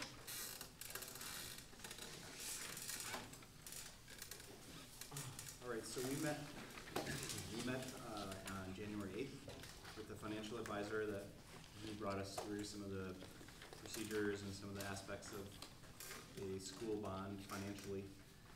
And we should probably get moving on some kind of decision as to whether or not we would like to use a financial advisor, and then if so, which one. I forwarded all of you the information I received from the financial advisors, Caldwell, Flores, Winters, Dale Scott, and we heard from ISOM advisors. I'm recommending that we use ISOM advisors as our financial advisor, and I've listed the reasons for you. I really think that with a new business manager, and for me, I've never gone through the process, I would like to have someone there to guide me. I'm not going to read all these, but Dale Scott, the references were good. My only concern is that he doesn't really work in Northern California, and so that's a big factor for me. So, Jason, would it be fair to say that if we were to opt not to have a professional survey poll, yeah, that the timing of making this decision is far in the future? That the only reason we're needing to make a decision soon is if we were hiring someone to do a professional poll? I don't know. I've never gone through this, but I think that. I mean, that was when we talked to Greg Ison. That was sort of what I got. But I think he wanted to do the poll immediately. Right, but I think the rate is pretty much set. So I think why not begin working with someone now if the rate's not going to change? It's not like we're going to be charged for more time and more hours. You know, that's my only thing is that I want to get going on this. Have you asked him for a copy of the contract? Because I don't think the rate is set. I think that's the whole. Even if he's the leading candidate in your mind, then certainly we'd want to get a copy of his contract and his price, and so we can evaluate. I don't have a copy of the contract. Same as we. But none of them provided that. I think that he has said that he would do it for $15,000. He verbally told me that he would do it, and I trust that. So there's no breakdown on if he doesn't do a full community, you know, that. Well, yeah, it was $25,000, and he offered to take $10,000 off of that. He immediately negotiated a bit. Yeah, that's what I'm saying. I don't think that we want to. First off, Michaels has a very strong opinion, or a very strong point with regards to, I don't think we've decided that we actually need one. So I think we need to look at his contract, and I also want to see the pricing on that refi thing, because I think he has some fat in there. So before we make that decision. I really think we need one. I think that there are, when I mentioned to all three of these, I know that they're in this business, so I get it. I know that they're gonna say, oh, you need one. But they have never heard of a district not using someone for a bond of this capacity. There are very specific resolutions and requirements that you have to follow, and I don't feel comfortable doing that. I really No, don't. I understand what you're talking about is, well, if you look at the numbers that Greg Eisen gave us, and you know, he divided between the pre-election expenses and the post-election expenses. You know, the pre-election expenses have to come out of general fund monies. They can't come out of the bond monies. Even although he did say if the bond doesn't pass, then he doesn't charge you anything. So, but you know, and then he started out at 25,000 pre-election and 60,000 post-election. 65,000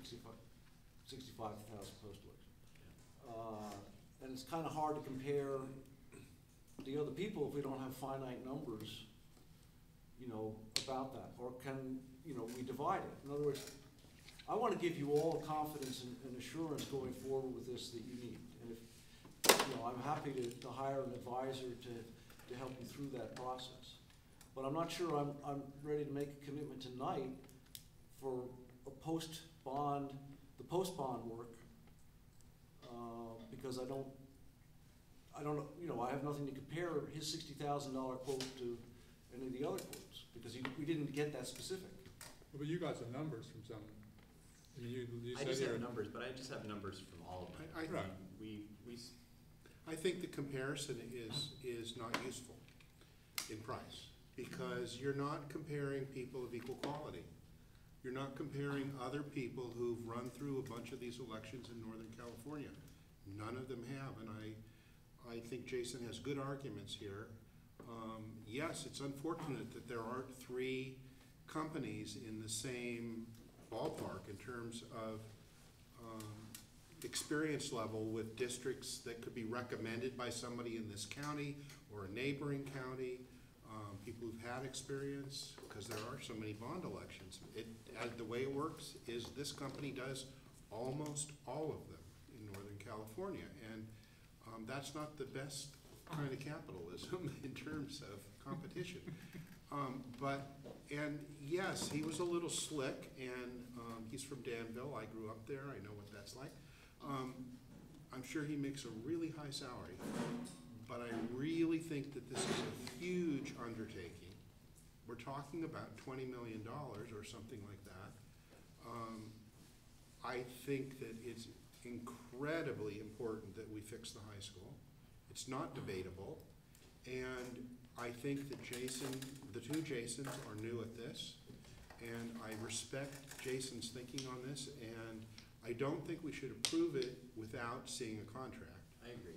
Jim's right. I mean, we shouldn't approve anything officially without seeing an itemized thing. But I really support Jason's recommendation. So can we move forward in having Jason request a contract but no commitment beyond that? I mean, I should probably get one from all three then, right? Yeah, sure. An itemized, a more detailed, is that what you're looking for, Jim? Yeah, and also with regard to the refinancing, we need to know exactly what we're going to be charged and what we're getting. Because it may be that one's willing to do it for 50 and this other guy's at 100. Because the refinancing is not tied to the school bond. Right, and from what I understand, we don't, the refinancing charge doesn't come out of our general fund. We don't pay the We don't refinancing pay that. charge, and we don't get any of the benefit, but the taxpayers. It doesn't. Yeah, But they take. we represent the taxpayers. We But can't approve 100,000 if somebody else will do it for 75 and do a good job. I see your point. Right, I agree. Right, because they're basically taking cream off that we never see. See, that's why. It's a yeah. fiduciary duty of ours. Yeah, he presented it to us. It's something that people in sales love to do. Here, I can make you $30 if you give me 15, but it's, it only takes $5,000 worth of labor to do it. But if you're thinking, it's quite common for people to say, I'll take that, without realizing, wait a second, it's not worth 15. So, can we put it back on the agenda for February and come back with Yeah, the numbers? with the contract. Can I would like to separate out the pre-election and the post-election. And I would like, I think an itemized contract. He does. no, but what I'm saying is I don't want to make a commitment. I don't see why they have to be the same person necessarily. I mean, I would like the option. I would like, if we have to make a decision, next month, then that's fine with me.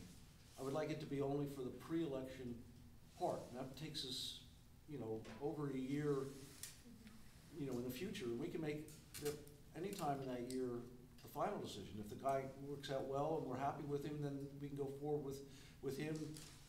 If we're not, then we have a better option of pulling the plug. So are you comfortable with Jason requesting itemized contracts, and then we will ultimately vote on what portion of those contracts we would be moving forward? Yeah, as long as it's clear that we can, I'll make sure that they know that we're looking to do that. It's an a la carte. Yeah. Okay, we're an a la carte contract. Good. Got it. Very Okay, good. I don't know if we need a motion, we can just give direction. It's direction, Okay. yeah. All right. Okay, 9.5, these are all first readings. Anything policy committee, anything changing that we need to be giving our attention to specifically? The policy committee didn't meet because that was the day that I was sick. I did forward the information to the policy committee, but I can go through them all. So bullying, nothing has changed there.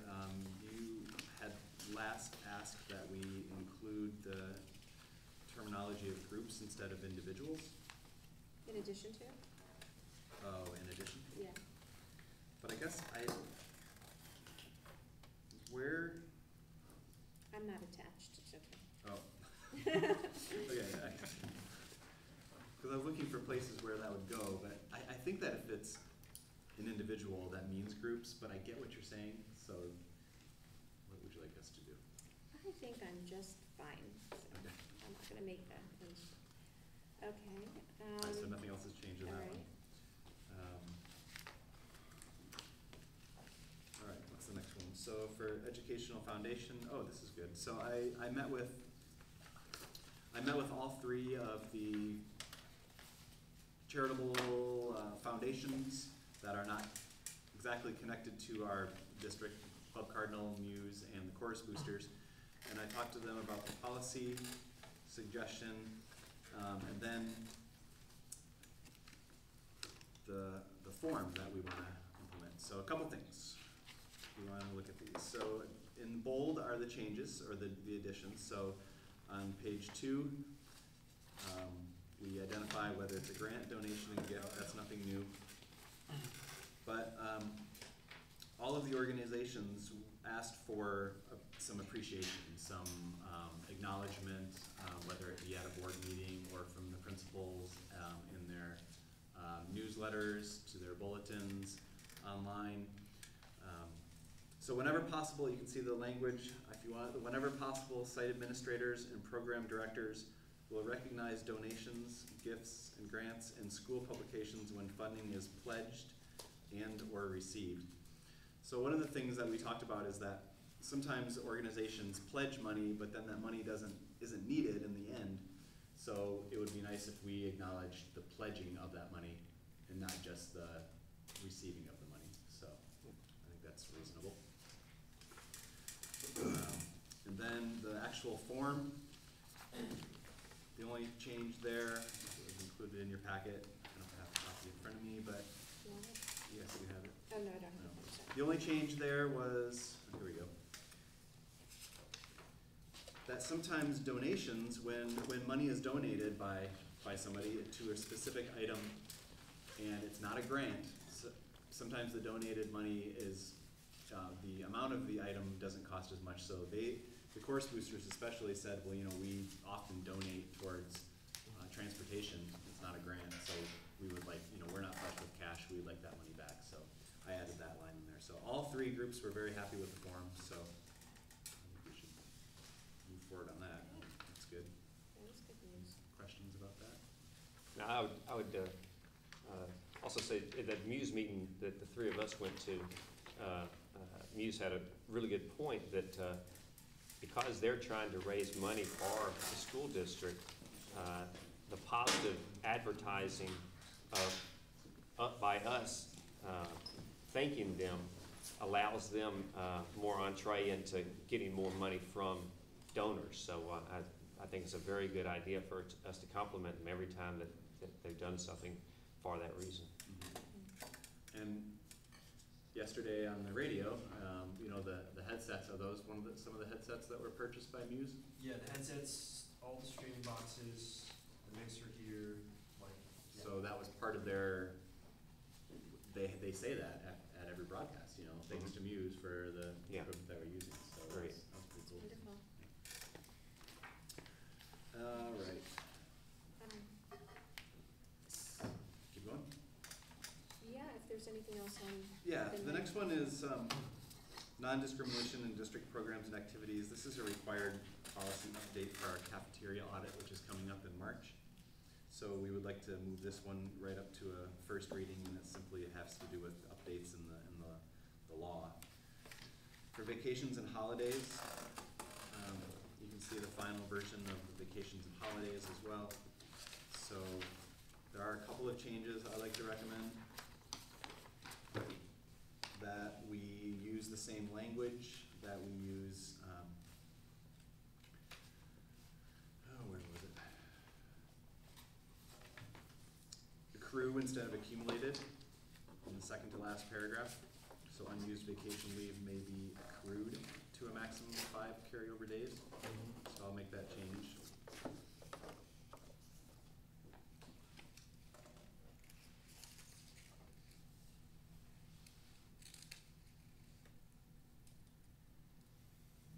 There's no legal change or relevance to that change in wording? No. Okay. So this has to do with not really carryover days, it's accrual. So this is, I have forwarded to our classified managers. Good. So Anyone? the motion to approve these all as a first reading? Okay. I'll second that. Are you in favor? I approve. Okay, all the rest of you in favor? Aye. Aye. Okay, 9.6, information only. Anything to share about that? Let me get back there. Oh, this is a policy, this is simply the gamut CSBA recommended version for high school graduation requirements. Tobin is in the process of looking at this policy, and we're gonna meet and suggest some changes for the next meeting. Very good. So on future agenda items, we have a financial advisor coming back in February. Any other items anyone would like to have added in February or thereafter?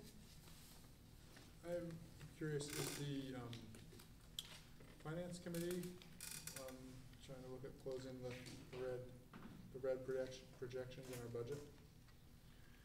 The finance committee hasn't met specifically about that. Jason and I have met, and that's, we just started, when we start building our budget, we're gonna be looking at that, Okay. yeah. But yes, we are As long working. as that's on the, Yeah. or on the agenda, on the radar. Yep. Okay, well, I think we are there. That's it. Thank you for hanging out as long as you have, everybody. Okay. Good Chris night, and more everybody. employees.